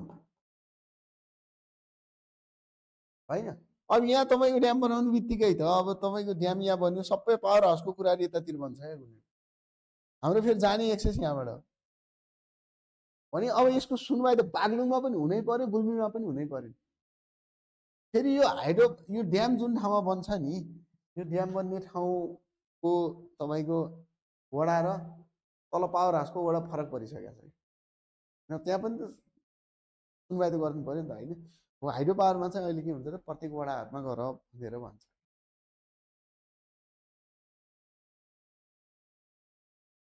अब अर्को चाहिँ अप्रुभल अथोरिटीको कुरा आउँछ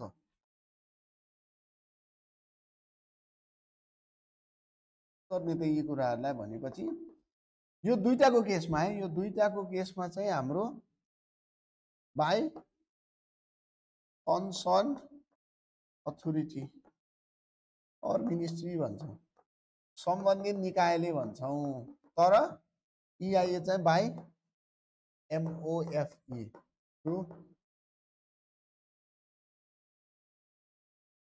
रेस्पेक्टेड लाइन मिनिस्ट्री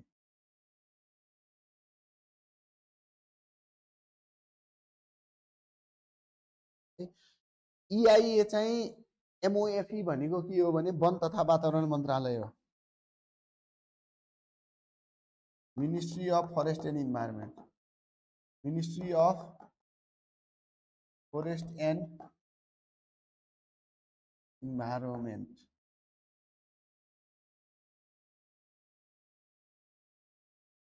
वन तथा वातावरण मन्त्रालय हो जोसुकैले गरे पनि हाम्रो इआइए को काम चाहिँ पास चाहिँ वन मन्त्रालयले गर्छ थ्रु रेस्पेक्टेड लाइन मिनिस्ट्री भनेको बुटवलमा एउटा खानेपानीको कामको लागि इआइए को काम भयो होइन अथवा रोडको इआइए को काम भयो भने त्यो त्यसको एउटा छुट्टै आयोजना होला त्यो आयोजनाबाट सम्बन्धित विभागमा आउँछ विभागबाट मन्त्रालय जाने मन्त्रालय वनमा जान्छ वनसँगै छ कि सोल अथोरिटी पास गर्ने कि नगर्ने गो अर नो गोडी छ तर आइई चाहिँ के हुन्छ पालिका पनि गरेको देख्छौँ नि यो मिनिस्ट्री भनेको मन्त्रालय भन्न खोज्या होइन निकाय भन्न खोज्या हो है यसमा चाहिँ जस्तो आइई प्रदेशमा पनि आइई हुन्छ त होइन अब तपाईँको विभागले पनि आइई गराइदिन्छन् मन्त्रालयले पनि आइई गराउनु दिन्छ बिएस पनि गराउनु दिन्छ तर इआइए लोकल लेभलले त गराउनै मिल्दैन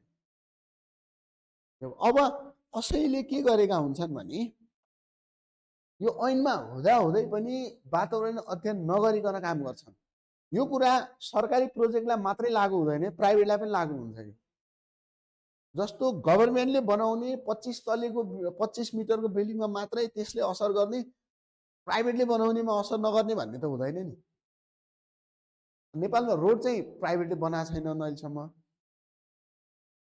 होइन हाइड्रो त बनाइसके बिल्डिङहरू बनाइसक्यो होइन अरू इन्फ्रास्ट्रक्चरमा त हामी प्राइभेटलाई देखिरहेछौँ रोडमा हो एउटा चाहिँ नदेखिएको होइन अनि अब हाइड्रो पावर बनाउँदै गर्दाखेरि राज्यले बनाउने अथवा विद्युत प्राधिकरणले ऊर्जा मन्त्रालय बनाउनेले चाहिँ इम्प्याक्ट हुन्छ प्राइभेट लगानीले हुँदैन भन्न त मिल्दैन नि उही त हो नि कुरा कसले बनायो भने यो हाम्रो अध्ययन गर्नुपर्ने कुरा लागू प्राइभेटले गर्दा पनि हुन्छ है अब गरेन कसैले पनिसमेन्टको कुरा पनि छ यहाँ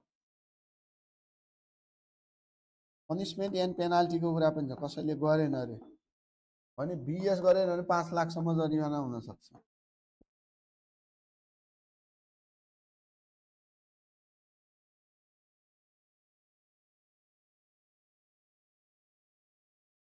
अब यसमा फर्दर थप्न सकिने है तपाईँहरूले यसमा अब यो मुख्य डिफरेन्स यही नै हुन् यसमा थप्न सक्ने भनेको तपाईँले 11 12 13 14 एकलाई एकदम बढाउन सक्नुहुन्छ 12 13 टाइमको कुरा मनीको कुरा ह्युमन रिसोर्सको कुराहरू यो थप्न मिल्छ कि आफैले थपे जस्तै यो चाहिँ अलि भन्नै मिल्दैन है अब ऐनले चाहिँ EIA रिपोर्ट पेस गरेको 35 दिनभित्र पास गर भनेर भन्छ तर नेपालको एभरेजमा अस्ति एउटा पेपर पढ्दा 100 कति दिन लाग्छ भन्ने अब हुनुपर्ने यो चाँडो अब यो लम्बिन्छ कि उसको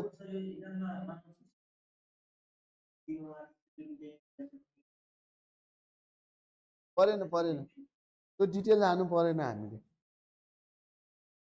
टाइमको कुरा चाहिँ कस्तो हुन्छ भने जस्तो यो वन मन्त्रालयमा जान्छ नि अब हामीले बुझायो ल काम गर्ने निकायले बुझाएसम्म ठाउँ त्यहाँबाट माथि नै फाइल गएन भने रिभ्यू कहिलेकाहीँ क्रिटिकल भइदिन्छ क्या जस्तो निजगढको केस भनौँ टाइम लाग्थ्यो नि त वनले रोकेको हो नि त अन्तिममा त होइन हो त्यो केसहरू पनि हुन्छन् होइन अब टाइमको कुरामा मनी ह्युमन रिसोर्सको कुरामा के लेख्ने हो भने तपाईँले यसलाई भेरी लेस एकदमै कम लाग्छ यसमा अलि लेस मोर तिनटैमा थप्न मिलिहाल्यो नि किनभने यसको कामको जुरिस्डिक्सन बढी हुने बित्तिकै अब मान्छे यो बढी युज भएकै छन् देखिहाल्यो ह्युमन रिसोर्स कुरा यहाँ मात्रै होइन नि त अरू काम गर्ने पनि बढी युज भइ नै हाल्छन् होइन पैसा पनि यसमा बढी खर्च हुन्छ टाइम बढी खर्च हुन्छ अनि यसरी जोड्न मिल्यो है हामीले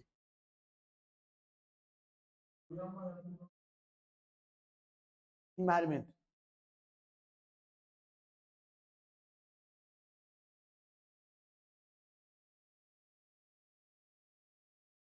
दुईचोटि पऱ्यो स्कोपिङमा गर्छौँ एकपल्ट सर्वे हुँदा पब्लिक हियरिङका बेलामा के भन्नुभयो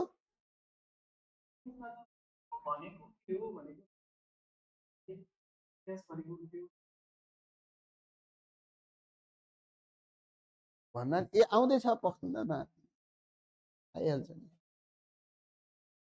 अब यो हामीले यो सबै यो प्रक्रियागत कुरा मात्रै पढ्यौँ कि BSI र EIA भन्ने कुरा होइन यसरी गर्ने यो गर्ने हो नि त यो के बुझ्ने हो भने तपाईँहरू BS गर्नुहोस् I गर्नुहोस् EIA गर्नुहोस् यो कुनै टुल होइन सफ्टवेयर होइन यो सफ्टवेयर पनि होइन यो डिजाइन पनि होइन के पनि होइन यो रिपोर्ट मात्रै हो नि रिपोर्ट मात्रै हो प्रतिवेदन मात्रै बनाउने यसमा अरू केही पनि हुँदैन हो यो प्रतिवेदन बनाउँदा तपाईँहरूले चाहिँ विभिन्न कुराहरू एक्सेल युज गरिएला GIS युज गरिएला GPS त्यो तपाईँ यो भनेको अन्तिममा प्रतिवेदन मात्रै हो रिपोर्ट मात्रै हो किन बनाउने हो भने जस्तो डेभलपमेन्ट प्रोजेक्टलाई एउटा कुनै डेभलपमेन्ट प्रोजेक्ट छ डेभलपमेन्ट प्रोजेक्टको तपाईँको कन्सेप्ट आयो तपाईँको कन्सेप्ट आयो होइन यस्तो गर्नु पर्यो भन्ने हिसाबले आइडिया कन्सेप्ट आउने बित्तिकै स्क्रिनिङ गर्नुहुन्छ तपाईँले के गर्ने हो भन्ने त स्क्रिनिङ गर्छौँ नि अब हाम्रो स्क्रिनिङ गरेर BSI EIA के हुन्छ त थाहा भइहाल्यो कि BS हुन्छ कि IE हुन्छ कि EIA हुन्छ यो तिनटा मध्ये त एउटा कुरा मात्रै हुनेवाला छ भने अब यो डेभलपमेन्ट प्रोजेक्टले गर्दा इम्प्याक्ट के आउँछ त्यो हेर्छौँ हामीले इम्प्याक्ट के आउँछ हेर्छौँ होइन इम्प्याक्टमा यसका यसलाई क्याटेगोराइजेसन गर्नु पर्यो भने त विभिन्न खालले गर्न सकिन्छ नेचरका आधारमा ओरिजिनका आधारमा रिभर्सिबिलिटीका आधारमा तर हामीले मोस्टली हेर्ने भनेको यसको इम्प्याक्ट भनेको पोजिटिभ र नेगेटिभ हेर्छौँ पोजिटिभ र नेगेटिभ अथवा यसलाई चाहिँ नि बेनिफिसियल भन्छौँ यसलाई एडभर्स भनेर भन्छौँ ठिक छ यसको चाहिँ इम्प्याक्ट के हो त्यो हेर्छौँ हामीले पोजिटिभ पनि हेर्छौँ नेगेटिभ पनि हेर्छौँ र कुन स्टेजमा हेर्छौँ भनेपछि यसको इम्प्याक्ट चाहिँ हामीले बिफोर कन्स्ट्रक्सन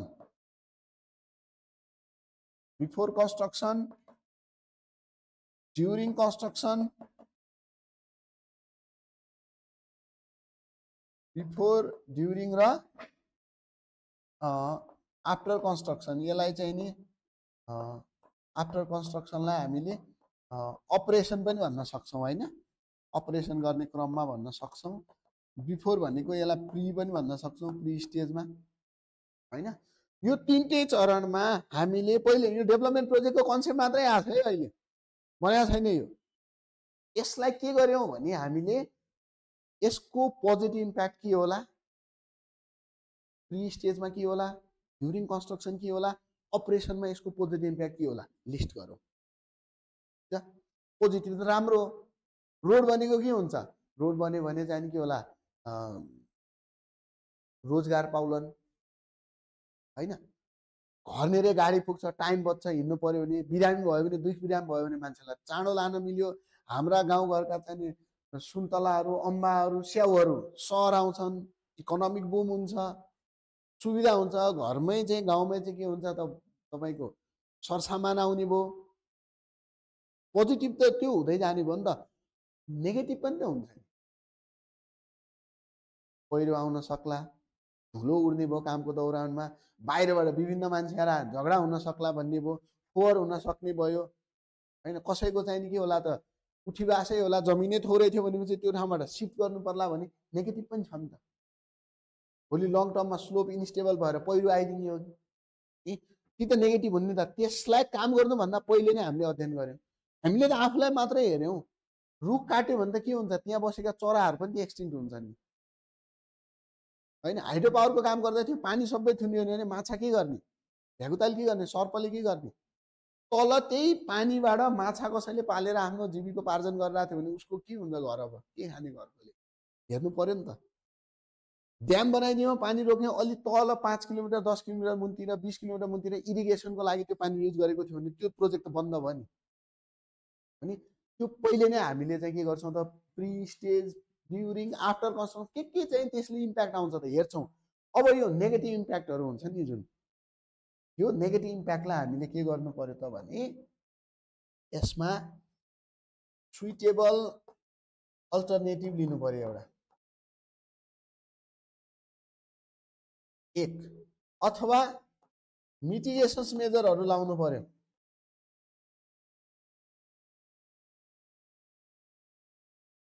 है। के गर्ने भने अब विकल्पहरू दिने क्या। अब ठिक छ, अलाइनमेन्टको कुरा के थियो, हामी एक ठाउँबाट गइरहेको थियौँ, ल यहाँनिर चाहिँ मन्दिरै थियो अरे, मन्दिरको एरिया जाँदै थियो, यसरी लानुपर्ने थियो भने अब अलि तलबाट अलाइनमेन्ट नै यस्तो बनाइदिने हो कि हैन, अथवा चाहिँ नि यो बाटो नगर अलिक परबाट जाने हो कि भनेको नयाँ नयाँ अप्सन दिन त मिल्यो नि त। हाइड्रो पावरको ड्याम बनाउँदै गर्दाखेरि हाइट बढी राखेर यो इम्प्याक्ट आउँछ, हाइट कम राखेर थोरै सिफ्ट गर्न सकिन्छ भनेर डिजाइनमा हामीले अल्टरनेटिभ दिन सक्छौँ हैन। कन्स्ट्रक्सनमा हामीले अल्टरनेटिभ दिन सक्छौँ, अपरेसनमा हामीले विभिन्न चरणमा अल्टरनेटिभ दिन सक्छौँ नि त, विकल्प दिन सक्छौँ नि त। यो विकल्प दिने अथवा मिटिगेसन्स मेजरहरू लाएर, अल्टरनेटिभ अथवा मिटिगेसन्स मेजर लाएर के गर्ने हो त, इम्प्याक्टलाई 0 बनाउने हो। 0 भने त गजब भइहाल्यो। 0 बनेन भने के लाउने हो त, or to tolerable limit. Road त बनाउनु छ नि, हामी इन्जिनियरले त विकास विरोधी हुनु भएन। रोड बनाउनु छ भने अर्धेन रोड हुँदा धुलो उड्थ्यो भनेपछि बिहान बेलुका पानी हाल्न लाउन, 0 त भएन तर टोलरेबल लिमिटमा त आयो नि। राति रक ड्रिलिङ गर्न नलाऊ, दिउँसो मात्रै गर्न लाऊ। स्थानीयलाई रोजगारको चाहिने सुनिश्चितता गरौँ, कम्तीमा स्थानीयलाई पनि दियो भने इकोनोमिक स्ट्याटस बढ्ने भयो स्थानीयको। स्लोप इन्स्टेबल हुनेवाला छ भने रक नेलिङ, रक बोल्टिङ, बायो इन्जिनियरिङका अप्सनहरू, रिटेनिङ वालहरू लाउने, कुन कुन वालहरू लाउने त्यो अप्सन जानु सकियो नि त। त्यसले गर्दाखेरि बचाउँछ। अथवा प्रोपर ड्रेनेज सिस्टमको कुरा लाउन सकियो है। कसैको चाहिने जमिन जाँदैछ भने त्यसलाई कम्पेन्सेसन दिएर अर्को ठाउँमा जमिन दिने हो कि उसको घरको लागि चाहिँ रोजगारी दिदिने हो कि हैन। त्यो हिसाबले हामीले हेर्न सक्छौँ नि। त्यसरी के गर्न सक्यो त, हामीले टोलरेबल लिमिटमा ल्याउन सक्यो भने अल्टरनेटिभ दिन सक्यो, अथवा मिटिगेसन्स मेजर तपाईँले के दिन सक्नुहुन्छ भने प्रिभेन्टिभ मेजर दिन सक्नुहुन्छ, प्रिभेन्सन गर्ने, अथवा करेक्टिभ मेजर दिन सक्नुहुन्छ, करेक्टिभ, अथवा कम्पेन्सेटरी।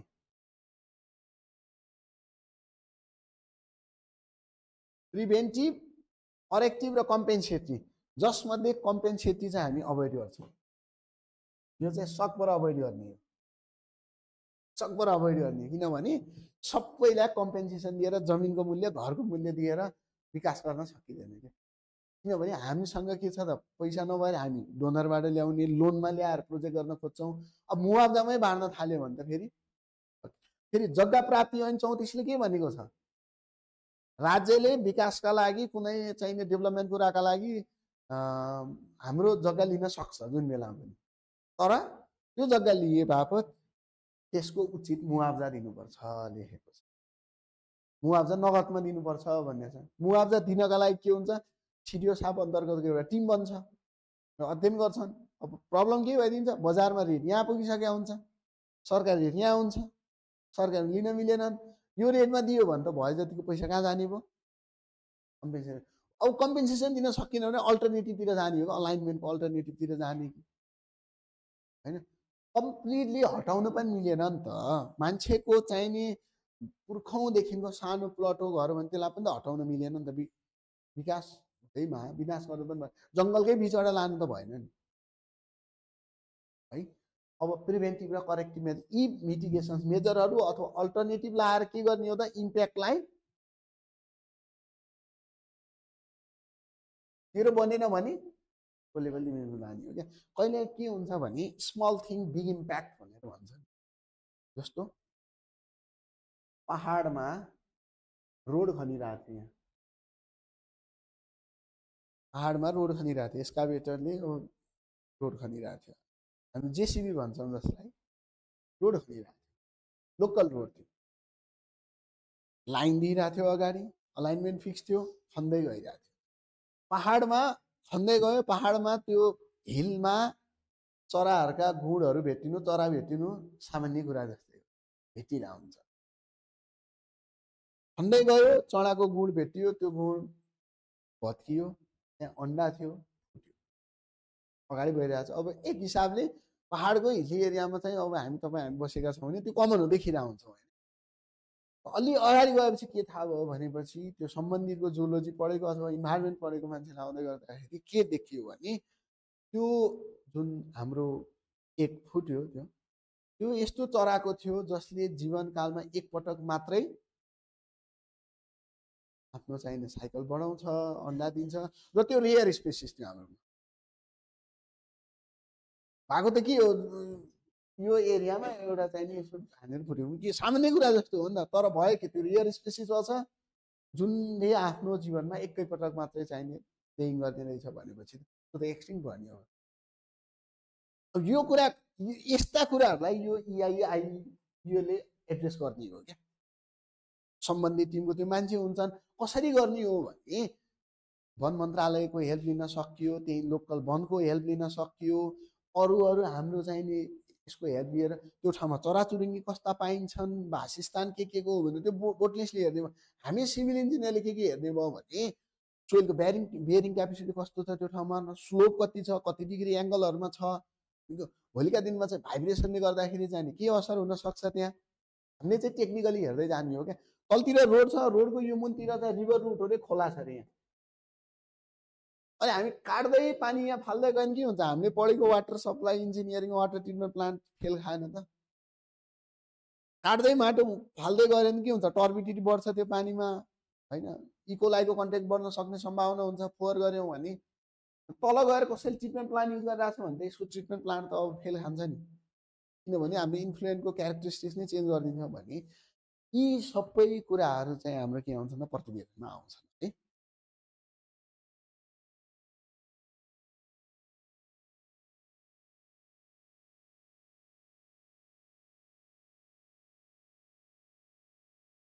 यो डिफ्रेन्स पनि यसमा राखिदिएको छु, यो नोट पाइहाल्नुहुन्छ होइन, यो तपाईँहरूले हेर्नु होला। ल के हो त भने ब्रिफ इन्भाइरोमेन्टल स्टडी भनेको यो उसमा छ है, यो नेपालीमा थियो, यसलाई कन्भर्ट मात्रै गर्ने। It is a study to be made briefly as to the measures to be adapted for avoiding or mitigating the adverse effect on the environment as a result of implementation of any proposal. Project implement गर्नुभन्दा अगाडि suitable मिटिगेसन्सहरू लिएर त्यो इम्प्याक्टको इफेक्टहरु के आउँछ त्यसलाई reduce गर्ने नै हो तीनटैको काम त्यही हो डेफिनेसन तीनटैकोमा एउटै लेख्दा केही फरक पर्दैन यसमा ब्रिफ हुने हो आईईमा अलिक ठुला कामका लागि हो ईआईमा त्यही ठुलो त हो नि तीनटैमा रोडको कुरा त देख्यौ नि लोकल रोड भयो ब्रिफमा देख्यौ अलिक ठुलो 25 किलोमिटरसम्म भए आईईमा देख्यौ 25 भन्दा माथि भयो भने ईआई देखेको त हो नि हैन भनेको काम त उही हो नि त तर के हुने भयो त यसमा चाहिँ स्टडी लेभल ब्रड हुँदै जाने भयो हैन जस्तो आईईमा के छ it means analytical study or evaluation to be conducted to ascertain as to whether the proposal does have significant adverse impact negative impact के छन् on the environment or not छन् कि छैन छैन भने त राम्रो and with respect to measure to be adopted for avoiding or mitigating के मेजर्स लिन्छौँ त हामीले कुरा गर्यौं जुन करेक्टिभ प्रिभेन्टिभ कम्पेन्सेटिभ मेजरहरु लिन्छौँ त्यो मेजरको कुरा आउने हो ईआईमा पनि त्यही नै हो डिटेल स्टडी हो तर यो चाहिँ ठुलो छ नि त यसको त कामै ठुलो छ है evaluating to be made to ascertain as to whether in implementing a proposal the proposal does have significant adverse impact on the environment or not or mitigation मेजरहरु हामीले के लियौं भनेर एउटा के बुझ्नु पर्यो भने यो तीनटै भनेको एउटा प्रतिवेदन हो त्यो प्रतिवेदन सिधै पास हुँदैन पहिलो चरणमा टर्म्स अफ रेफरेन्स बनाउँछौं त्यो टर्म्स अफ रेफरेन्सलाई सम्बन्धित ठाउँमा बुझाउँछौं त्यसको प्रेजेन्टेसन हुन्छ प्रेजेन्टेसन भइसकेपछि अगाडि बढ अथवा फेरि सच्याउ भन्ने कुरा आउँछ त्यो अगाडि बढ्यो भने पब्लिक हियरिङको सूचना लाउँछौं त्यो सूचना लगाइसकेपछि फेरि हामीले रिपोर्ट बनाउँछौं रिपोर्ट सबमिट गर्छौं त्यसको प्रेजेन्टेसन दिन्छौं र फाइनली ओके भन्ने कुरा आउने यो चाहिँ हाम्रो त्यो कुरा हुन्छ है अब यसमा जस्तो प्रिन्सिपलको कुरा गरौँ ईआई का केही प्रिन्सिपलको कुरा गर्यौं भने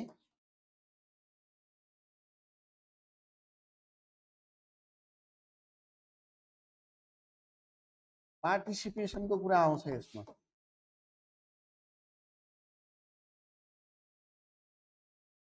ट्रान्सपेरेन्सीको कुरा आउँछ सर्टेनिटी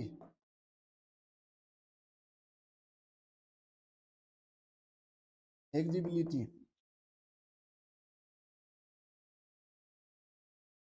अकाउन्टेबिलिटी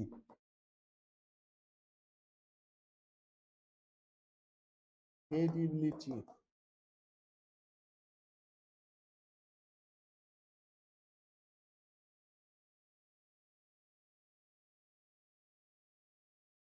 cost effectiveness है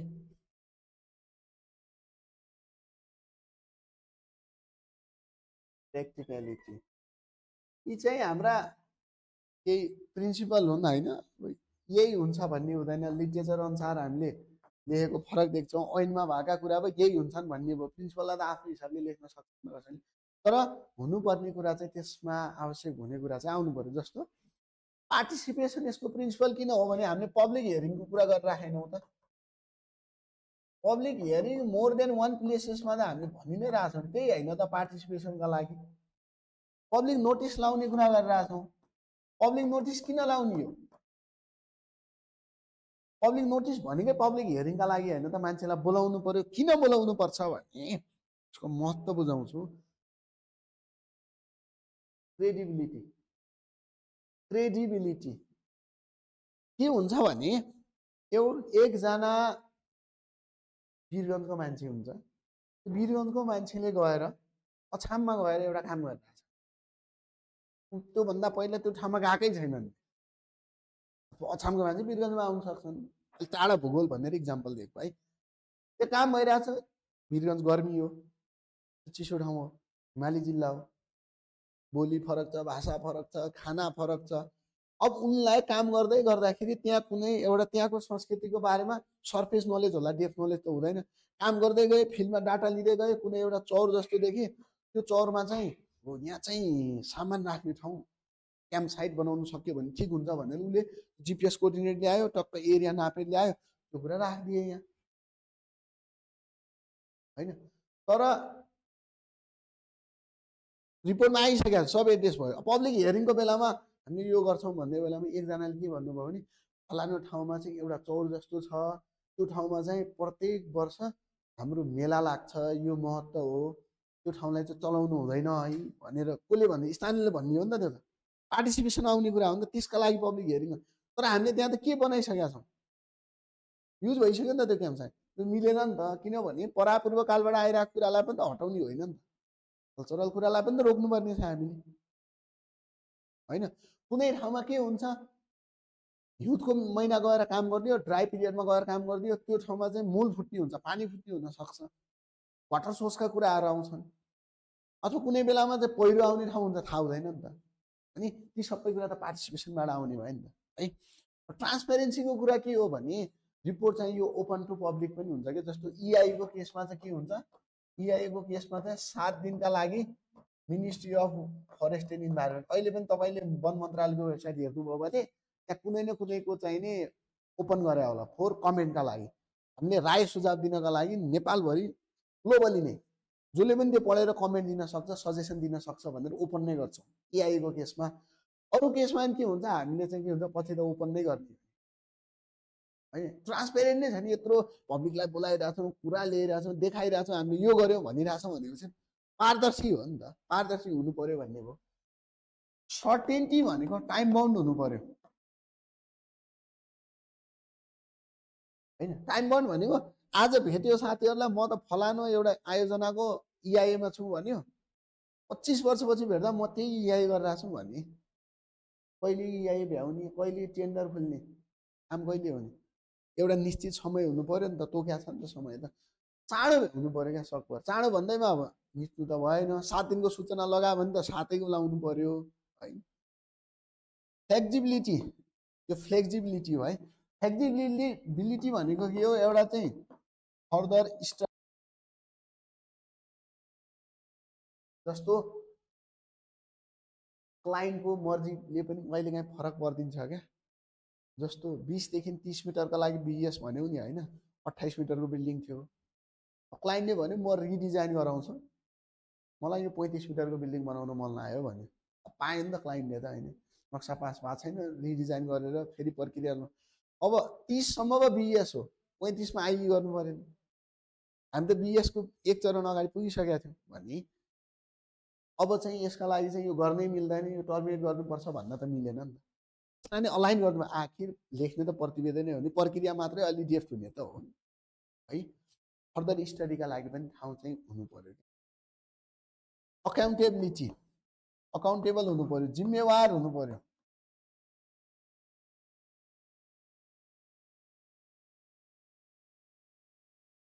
है जिम्मेवार हुनु पर्यो भनेको क्रेडिबिलिटी भनेको क्रेडिट दिनु पर्यो त्यो अघिको इक्जाम्पल दिए नि त्यो एउटा चौर जस्तो थियो जहाँ हामीले क्याम्प साइट बनाएको थियौँ नि त्यो कुरा त क्याम्प साइट बनाउनु हुँदैन है त्यसको महत्त्व त एउटा पब्लिकले भनेका हो नि त हियरिङबाट त्यो कुरा रिपोर्टमा क्रेडिट आउनु पर्यो कि भनेको क्रेडिट कसरी आउँछ त भनेपछि हामी सार्वजनिक सुनवाई गर्न जाँदाखेरि म मानौ सार्वजनिक सुनवाई गराउने मान्छे हो भने मैले हाजिर सिट जस्तो लगेर जान्छु कि फलानु मिति फलानु समय फलानु गतेका दिन फलानाको अध्यक्षतामा स्कुलमा फलानु स्कुलमा कुनै एउटा लोकेसनमा भयो भने हाजिर गराउँछु पहिला उहाँले आफ्नो नाम लेख्नुभयो महिला उहाँले लेख्नुभयो आफ्नो पुरुष उमेर दस्तखत त्यो एउटा हाजिर मात्रै हो माइन्चिङ भयो होइन अब पछाडि अर्को के हुन्छ भने नाम लेखेर सुझाव पनि दिनुहुन्छ कि उहाँले सुझाव दिनुभयो लेख्नुभयो कसैले लेख्न नसक्दा सुझाव त दिएला नि सुझाव दिन्छन् अर्को लेखिदिन्छ त्यहाँ एप्टी हान्न मिल्ने साइन गर्नु मिल्यो नि त अब त्यो कुरालाई के हुन्छ रिपोर्टको पछाडि टाल्छौँ कि हामी है त्यो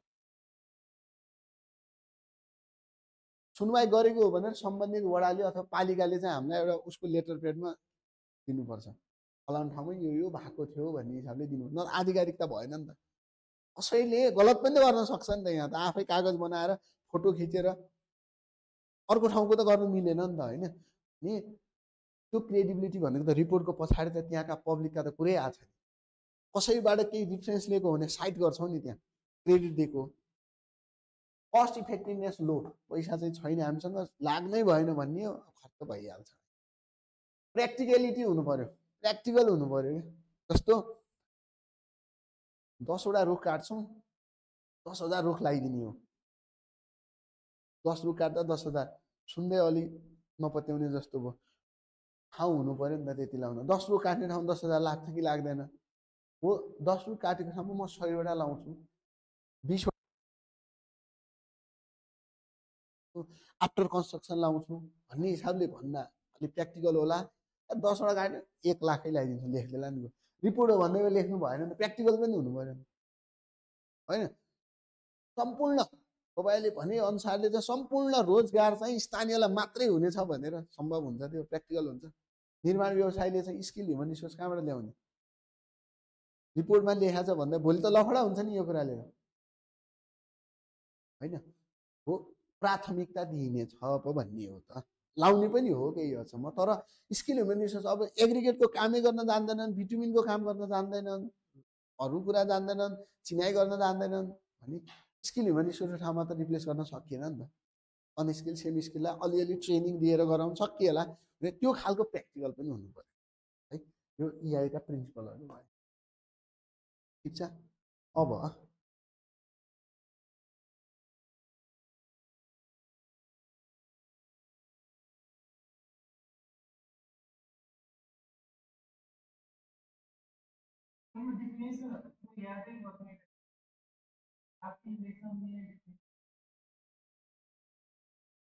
आफैले लेख्ने डेफिनेसन भनेको इआई आइबिएस भनेको simply they are the report हुन्, होइन? जसले चाहिँ के गर्छ भने फर एनी डेभलपमेन्ट प्रोजेक्ट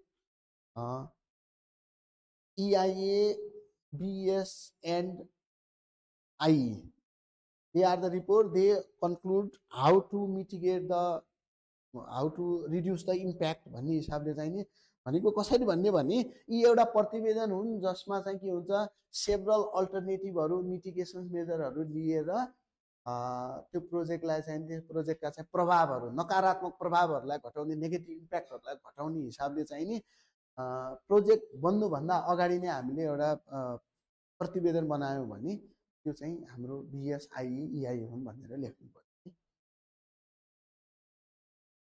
त्यति अब यसमा चाहिँ तपाईँले चाहिँ नि त्यति आत्तिनु पर्दैन जस्तो लाग्छ। यो बिएसआइई यसको रिजिड डेफिनेसन त्यस्तो हुँदैन क्या, जस्तो हामीले soil mechanics is a branch of यो टेक्निकल इन्जिनियरिङमा हाइड्रोलिक्स मेकानिक्स यो हुन्छ, इन्जिनियरिङ प्रोपर्टी पढ्नुपर्ने भने त्यस्तो यसको रिजिड डेफिनेसनै हुँदैन क्या।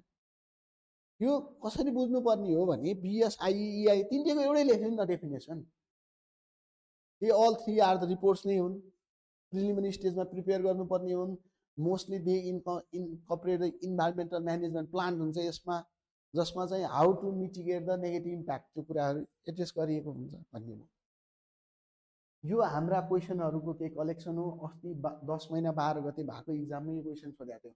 Why is environmental study necessary before executing an infrastructure development project? Mention the process of EI study and its approval. भन्न के खोज्यो भने वातावरण अध्ययन इन्फ्रास्ट्रक्चर डेभलपमेन्ट प्रोजेक्ट एक्जिक्युट गर्दाखेरि किन आवश्यक छ भने एउटा त नीतिगत कुरा पनि हो। ऐनले नै भनेको छ, इन्भाइरोमेन्टल प्रोटेक्सन एक्टले चाहिँ मेन्डेटरी भनेको छ, सो इट इज नेसेसरी एउटा भयो। त्यसलाई कानुनी जस्टिफिकेसन दिए पुग्यो। तर टेक्निकली के पनि दिनु पर्यो भने जस्टिफिकेसन चाहिँ कुनै एउटा रोडको काम गर्दा बिल्डिङको काम गर्दाखेरि के हुन्छ, त्यहाँ डस्टको प्रब्लम हुन्छ, साउन्डको प्रब्लम हुन्छ, नोइजको पोल्युसन हुन्छ। त्यो जहाँ चाहिँ त्यो सामानहरू राखेर चाहिँ नि मुभमेन्टको असर हुन्छ भन्ने हिसाबले चाहिँ नि त्यसलाई पनि रिड्युस गर्नका लागि भोलि चाहिँ नि त्यो ठाउँको physical environment, biological, chemical, socio economical environment बचाउनका लागि पनि हामीलाई चाहिँ इन्भाइरोमेन्टल स्टडीको आवश्यक छ। सस्टेनेबल डेभलपमेन्टका लागि छ, होइन? कानुनी रूपमा भन्ने हो भने एसडिजी गोलका जुन हाम्रा टार्गेट छन् ती पनि यहाँ रिलेटेड छन्। Sustainable cities and communities related हुन्छ, होइन? इन्फ्रास्ट्रक्चर इनोभेसनको कुराहरू यहाँ रिलेटेड हुन्छ भने सस्टेनेबल डेभलपमेन्ट गोल एचिभ गर्नका लागि इन्भाइरोमेन्टल स्टडी मेन्डेटरी छ भन्ने कुरा जोड्नु पर्यो। एप्रुभल प्रोसेस अहिले कुरा गरौँला। Explain the concept of environmental impact assessment in developing project. यो सिलेबस आएको वर्ष 76 मा सिलेबस आउँदा पहिलोचोटि सोधेको क्वेसन हो। यो 2 पटक सोधेको छ अहिलेसम्म सङ्घमा चाहिँ। इन्भाइरोमेन्टल इम्प्याक्ट एसेसमेन्टको डेभलपिङ प्रोजेक्टमा कन्सेप्ट एक्सप्लेन गर भनेपछि हामीले सुरु कहाँबाट गर्नु पर्यो भने environmental assessment is mandatory for all every development project required in Nepal. यो हाम्रो ऐनले नै भनेको कुरा हो। सस्टेनेबल डेभलपमेन्टका लागि चाहिन्छ, सस्टेनेबल डेभलपमेन्ट गोल मिट गर्नका लागि चाहिन्छ होइन। त्यस पछाडि चाहिँ नि इन्भाइरोमेन्ट फ्रेन्डली डेभलपमेन्ट गर्नका लागि आवश्यक भयो होइन। इन्भाइरोमेन्ट भन्ने बित्तिकै ह्युमन बिइङ पर्लान्, त्यो ठाउँको चाहिँ वाइल्ड लाइफ पर्ला, हेबिटेट सबैका लागि भयो भने अब कन्सेप्टको कुरा कसरी आछ भने एउटा इक्जाम्पल दिनु न, रोडको। रोड एउटा इन्फ्रास्ट्रक्चर हो नि, त्यसमा कसरी आयो त भने the concept of EIA in developing project भनेको हो नि। डेभलपिङ रोड एउटा डेभलपिङ प्रोजेक्ट हो। त्यो रोडमा if we are constructing local road, it is mandatory to conduct brief environmental study. एउटा टेबल नै बनाउन सकिन्छ नि, रोड लेख्ने BS मा के IE मा के, यो हिसाबले क्या रोड लेख्ने। रोड एउटा चाहिँ डेभलपमेन्ट प्रोजेक्ट हो। BS मा के, IE मा के, EIE मा के। रोड पनि नलेख्नुहोस्, यहाँ यस्तो लेख्नु, यहाँ चाहिँ इन्फ्रास्ट्रक्चर प्रोजेक्ट भनेर लेख्नुहोस्। 1 नम्बरमा रोड लेख्नुहोस् न। यहाँ BS लाई के यो मिल्यो नि त लेख्न होइन र। 2 नम्बरमा बिल्डिङ लेख्नुहोस् न। बिल्डिङ पनि इन्फ्रास्ट्रक्चर प्रोजेक्ट हो छ नि त। बिल्डिङको 20 देखि 30 मिटर हाइट प्लिन्थ एरियाको कुरा जोड्नुहोस् न। 3 नम्बरमा हेल्थ पोस्टको कुराहरू जोडिदिनुहोस् अथवा हस्पिटलको कुरा जोड्नुहोस्। यति 3टा भयो त पुगिहाल्यो नि। अहिले किन चाहिँ हामीले धेरै हेर्नु पर्यो होइन, त्यो पुरै याद गरेर पनि सम्भव छैन भने यसले के दिन खोज्यो हामीले, यसले सोध्या के हो त हामीलाई कन्सेप्ट अफ EIA डेभलपमेन्ट प्रोजेक्टमा कसरी गर्छौँ भनेको हो नि त, एक्सप्लेन भनेको हो नि त। हामीले के भन्यो, रोड जस्ता कुराको लागि लोकल रोड हो भने BS गर्छौँ, पुलको कुरा जोडिदिन्छौँ, यसमा जोड्छौँ, यसमा जोड्छौँ, बिल्डिङको हाइटको प्लिन्थ एरिया कुरा जोड्छौँ भने अब यो किन गर्नु पर्यो भने अब इम्प्याक्टको कुरा जोडिदिने। नेगेटिभ इम्प्याक्टले गर्दाखेरि त भोलि हामीले काम गर्दै गर्दाखेरि रुख पनि हेपेजाड काट्ने हो, अलाइनमेन्ट जहाँबाट पनि लाने हो, बिल्डिङ बनाउँदै गर्दाखेरि जथाभावी रोडहरूमा चाहिने त्यो गिटी बालुवा सबै कुरा राखिदिने हो, कन्स्ट्रक्सन कुरा राखिदिने भने त्यसलाई राम्रो रूपले हेर्ने भने एउटा सानो कुरा नहेरौँ न, लङ चेनेजमा रोड बनाउँदैछ भने त सबै ठाउँमा त्यसरी राख्यो भने त पब्लिकलाई असर परेन, लो उड्छ, त्यसबाट काम ढिला हुन्छ भन्ने कुरा भयो, लस हुन्छ भन्ने कुराहरू रिड्युस गर्नका लागि EIA गर्नु पर्यो भन्ने हिसाबले जोड्नु पर्यो यहाँ। त्यसै गरेर अलि पहिला 63 सालतिर जेनरलमा describe briefly the method of सकियो किनभने अब प्रिन्सिपल चाहिँ कसरी जोड्नु होला भने पब्लिक हियरिङ गर्ने हो नि त हामीले। मोर देन वान प्लेसमा भनेपछि इट इन्कम्प्रेस पार्टिसिपेसनको कुरा यसले इन्कम्प्रेट गर्छ होइन। सर्टेन्टिटीको कुरा जोड्न मिल्यो मजाले प्रिन्सिपल पनि। तर एउटा चाहिँ मेरो रिक्वेस्ट, सेक्सन D को क्वेसनहरूमा हेरेको पढ्दा पढ्दै पनि कहिलेकाहीँ समस्या हुने भने सेक्सन D यो सजिलो हुन्छ। वाटर सप्लाई क्वेसन आयो भने मजाले लेख्न मन लाग्छ कि सब धेरैले सेक्सन D नै सुरु गर्न थाल्छन् अनि टाइममा रोकिँदैन हो कि हामी। यसमा त यो लेख्न थाल्यो भने त हामीले चाहिँ नि टाइम पनि त धेरै लस गर्नु छैन नि त। क्वेसन त त्यहाँ 13-14वटा हुन्छ नि, टाइम पनि ध्यान दिनुपर्छ। यो त अलिकति सामान्य ज्ञान टाइपको क्वेसन भयो नि त, आफूले बुझेको अनुसारले लेख भन्ने हो नि त। यसको यही आन्सर भन्ने हुँदैन नि त, 10 जनाको फरक फरक आन्सर हुनसक्छ नि त। यसमा कसैले यो नजोडिकन पनि उत्तर लेख्न सक्छ क्या, डाटा नजोडिकन पनि त लेख्न सक्यो नि त। यसमा चाहिँ के हुनुपर्छ भने त्यो क्वेसनहरुमा अलिकति हामीले चाहिने टाइम म्यानेजमेन्ट चाहिँ। अब अर्को method of accessing the impact of project on the environment. इम्प्याक्टलाई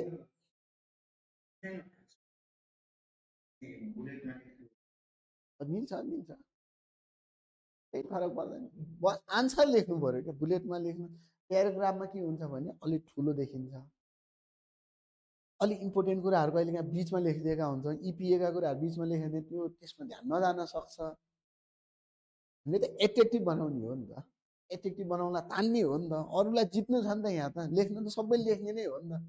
थोरै जित्नु छ भने अलिकति आफू एट्र्याक्ट गर्नु पर्यो। अब यो method of accessing the impact, इम्प्याक्टलाई कसरी हेर्ने हो त भने इम्प्याक्ट आइडेन्टिफाई गर्ने हो नि त हामीले। इम्प्याक्ट आइडेन्टिफाई गर्दाखेरि कसरी गर्न सक्छौँ भने त्यो इम्प्याक्टलाई चाहिँ नि पुरानो रिपोर्ट हेर्न सक्छौँ, यो फलानु ठाउँमा चाहिँ यो रोडमा चाहिँ यसो यसो इम्प्याक्ट देखियो त्यो हेर्न सक्छौँ। कसैका पेपर टेक्स्ट बुकहरू पब्लिकेसन्सहरू हेर्न सक्छौँ। स्थानीयलाई गएर पार्टिसिपेसनबाट पनि त इम्प्याक्ट सोध्न सक्छौँ त के हुन्छ यता यहाँ के हुनसक्छ तपाईँहरूले भन्नु न भनेर चाहिँ नि नकारात्मक प्रभाव सकारात्मक पनि हुन्छ नि। सधैँ इम्प्याक्ट भन्ने बित्तिकै गलत मात्रै सोध्नु भएन भनेको पार्टिसिपेसनबाट हुनसक्छ, फोकल ग्रुप डिस्कसनबाट एक्सपर्टहरूलाई गएर सोध्न मिल्यो नि त। म त यो सम्बन्धी काम गरेर चाहिँ यो हुनसक्छ भने त्यो सम्बन्धी लङ पिरियड काम गरेको मान्छेले त एकदमै क्विक भन्न सक्छ नि त। भने के हुनसक्छ भने पब्लिक हियरिङबाट हामीले हेर्न सक्छौँ होइन, फोकल ग्रुप डिस्कसनबाट हुनसक्छ,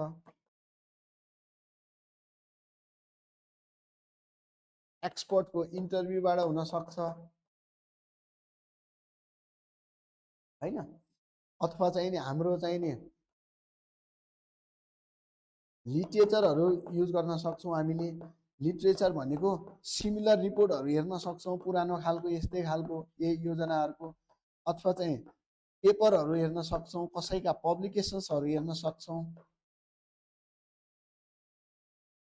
होइन, अथवा आफैले पनि साइट भिजिट गरेर पनि त हेर्न सक्छौँ नि, फिल्ड स्टडी गरेर पनि त हेर्न सक्यो नि त होइन।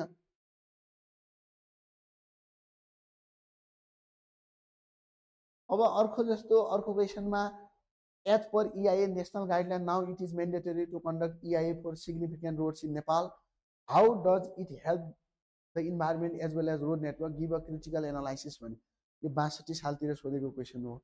त्यति बेला त 1997 को एक्टको बारेमा लेख्थेँ, अहिले पनि यो क्वेसन त आउन सक्यो नि त। अहिले आयो भने नेसनल EIA नेसनल गाइडलाइन भन्ने बित्तिकै हामीले त EPA 2076 को कुरा, EPR 2020 यो अलिकति यो क्वेसन अलि भेग पनि हो, किनभने जेनरलमा पहिला EIA अलि डिटेलमा पढ्नु पर्यो, टच मात्रै भएको छ। सेन्टरी र पहिला पेपर फरक हुन्थ्यो कि 76 भन्दा अगाडि, अनि लिमिटेड 3-4 वटा विषय हुन्थ्यो, डिटेलमा पढ्नु पर्थ्यो क्या त्यो। अब हामीले जोड्नु पर्यो भने के छ, EPA 76 र EPR 2077 को कुरा जोड्नु पर्यो, रोडको कुरा जोडौँ न, रोडको कुरा यो जोड्नु पर्यो। त्यही भएर नेपालमा अलिकति हामीले बढी महत्त्व दिइरहेको भनिरहेको भनेको के हो त, रोड एउटा दिन सक्यो, बिल्डिङ हो, आवास हो नि त होइन। अर्को भनेको हेल्थ पोस्टहरूका कुराहरू, अब खानेपानी पनि जोड्न सक्नुहुन्छ तपाईँहरूले होइन। खानेपानी चाहिँ अलिकति के हो भने अनुसूची 5 मा फेडरल पावरको बारेमा छ होइन हो संविधानको, अनि राष्ट्रिय लोकमार्गहरू त्यसमा छ क्या। खानेपानी त स्थानीयले पनि गर्छ नि होइन। त्यही भएर अब क्वेसन कहाँ कुन हामीले फेस गरिरहेछौँ नि, कुन लेभलको इक्जाम, त्यसले पनि क्वेसन ड्राइभ गर्छ कि होइन। काम के हो त भन्ने हो नि त। फेडरल आखिर तपाईँको खानेपानीको काम त स्थानीय तह प्रदेशले बढी गरिरहेछन् भने, राष्ट्रिय लोकमार्गको काम त फेडरलले मात्रै गरिरहेछ भने रोड त एउटा इम्पोर्टेन्ट नै रह्यो। डिजास्टरको कुराहरू त तिनै तहले हेर्छ, डिजास्टर अझै प्रहरी परिचालनदेखि लिएर माथि चाहिँ अथोरिटी र परिचालन त गृहले गर्ने हो भने, डिजास्टरको कुराले गर्दाखेरि हाम्रा अहिले यो क्वेसन पनि कहिलेकाहीँ क्रिटिकल एनालाइसिस सोध्छ नि, ब्रिजको सोधेको थियो अस्ति एउटा रिपोर्ट बनाउने भन्ने हिसाबले फेलरको कुरा सोधेको थियो नि। क्वेसन कस्तो पनि सोध्न सक्छ भने बिचमा यो ग्लेसियर लेक मेल्ट भएर हिमतालहरू फुटेर अथवा फ्लडिङ भएर सबभन्दा बढी हिट सिभिल इन्जिनियरिङ फिल्डलाई गर्छ। पहिला मानवलाई गर्यो, इकोनोमी स्वास्थ्य असर गर्यो, त्यसपछि सबभन्दा प्रत्यक्ष असर पर्ने भनेको इन्फ्रास्ट्रक्चर फिल्ड हो। पुलै बग्यो, घर बग्यो, बस्ती बग्यो, रोड बग्यो भने यो केले गर्दा, भोलिको क्लासमा क्लाइमेट चेन्जतिर पनि अलिकति जोडौँला त्यहाँ है।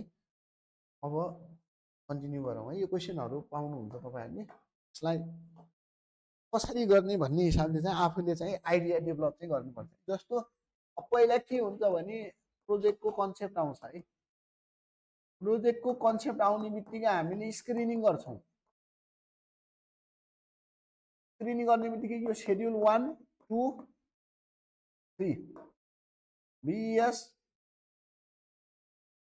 IE र EIA यो तीनटा हुन सक्यो होइन। अब BES र IE को प्रोसिजर एउटै हुन्छ। हामी कुरा गर्दैछौँ procedure of BES, IE, EIA कसरी गर्छौँ। BES र IE को BES को ठाउँमा IE राखिदिए पुग्छ भन्ने कन्सेप्ट मात्रै हो। त्यही भएर यो दुईटालाई सँगै हिँड्छौँ। अब यहाँनिर के हुन्छ भने तपाईँको डेस्क स्टडी सुरु हुन्छ अथवा फिल्ड स्टडी सुरु भइहाल्छ।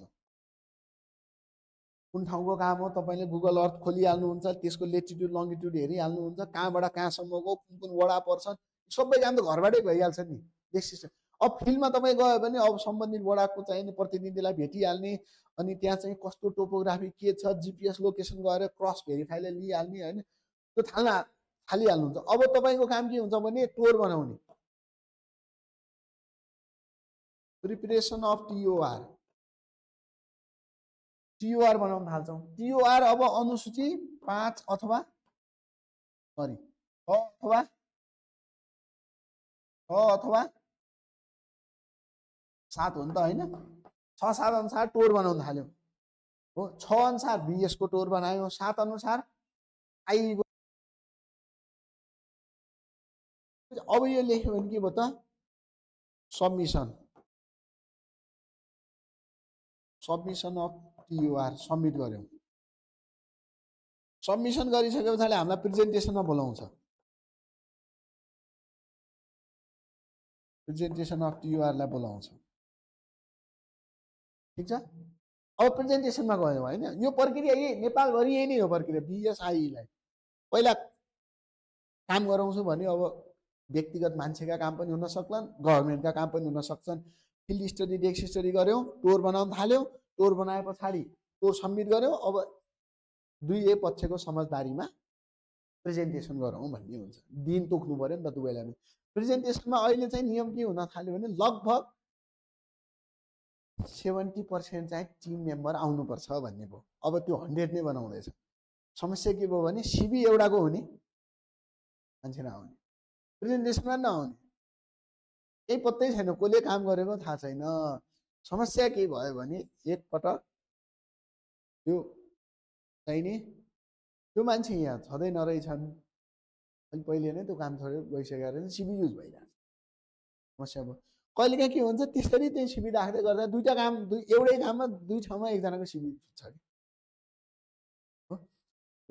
अब प्रेजेन्टेसन गर्नु, प्रेजेन्टेसन गरिसके पछाडि के हुन्छ त भनेपछि डिसिजन आउँछ। डिसिजन बक्स भयो। प्रेजेन्टेसन गरिसके पछाडि अब डिसिजनमा के हुन सक्छ भने यस एप्रुभल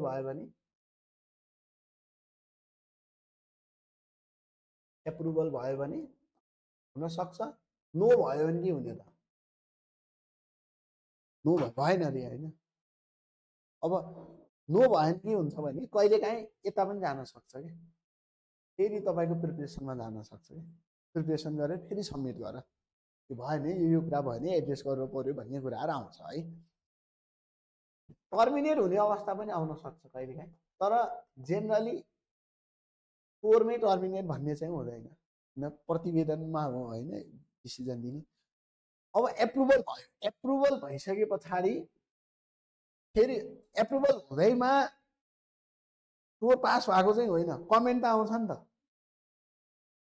फाइनल सबमिसन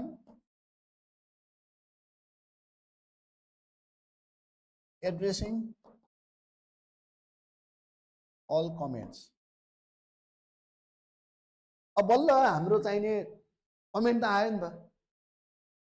फन्ट मिलेन, पेज नम्बर मिलेनदेखि सामान्य कमेन्टदेखि लिएर तपाईँले यो डिजाइन अल्टरनेटिभ यो हेर्न सक्नुहुन्छ, इम्प्याक्टमा यो भयो, यो कुरा छुट्यो, यो डाटा राख्नुहोस्, यो भन्ने आउन सक्छ नि त। यी कुराहरूलाई एड्रेस गरेर सबमिट गर्यो, ओके भयो नि। अब के गर्नु पर्यो भने पब्लिक नोटिस लाउने, फोर पब्लिक हियरिङका लागि लाउने होइन त। यो केमा लाउँछौँ, यो इन एनी वान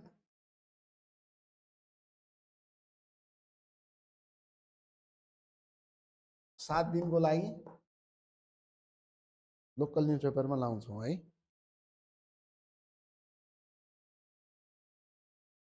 ठिक छ, सूचना लगायो नि त होइन। अब सूचना किन लगाएको, पब्लिकलाई बोलाउनलाई होइन त।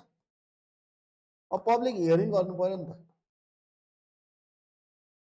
मोर देन वान प्लेसमा होइन। यो पब्लिक हियरिङ गर्दा काम गर्ने मान्छे फिल्डमै गएको छन् नि होइन, त्यहाँ गएको छ। अब पब्लिक हियरिङ गर्न जाँदा म फलान ठाउँ गएँ हियरिङ गरेँ आएँ भन्ने त होइन नि त, उसले डाटा त लिइरहेको हुन्छ नि। पब्लिक हियरिङमै डाटा आउँछन्। आज बिहान 1 घन्टा स्टडी भइरहेछ भन्न खोजेको त, निरन्तर डेस्क स्टडी भइरहेछ। किन टिमका सबै त जाने होइन नि, त्यहाँ अरूले डेस्क स्टडी पनि गरिरहेछन्, रिपोर्टिङको काम भइरहेछ प्यारलल पनि। अब के भयो त यहाँ रिपोर्ट सरी पब्लिक हियरिङ भइसके पछाडि रिकमेन्डेसन कलेक्ट आउँछ, रिकमेन्डेसन लेटर कलेक्सन।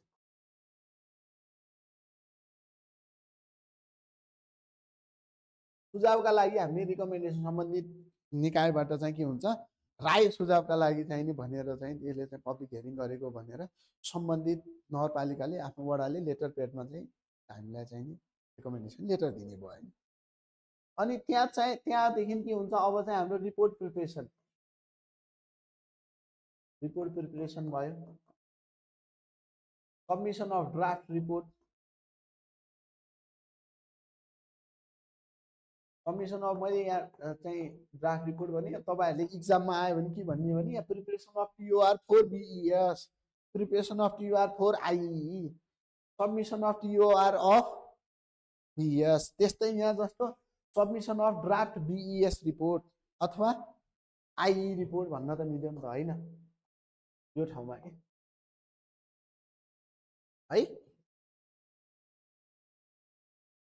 ठिक छ। अब के भयो त, सबमिसन गरिसके पछाडि प्रेजेन्टेसन गर्नु पर्यो। प्रेजेन्टेसन गरिसके पछाडि फेरि के डिसिजन बक्स आयो नि त, यहाँ टर्मिनेट पनि हुनसक्छ यो चाहिँ। एप्रुभल भयो भने अगाडि जाने भयो, नो भयो भने फेरि के हुने भयो,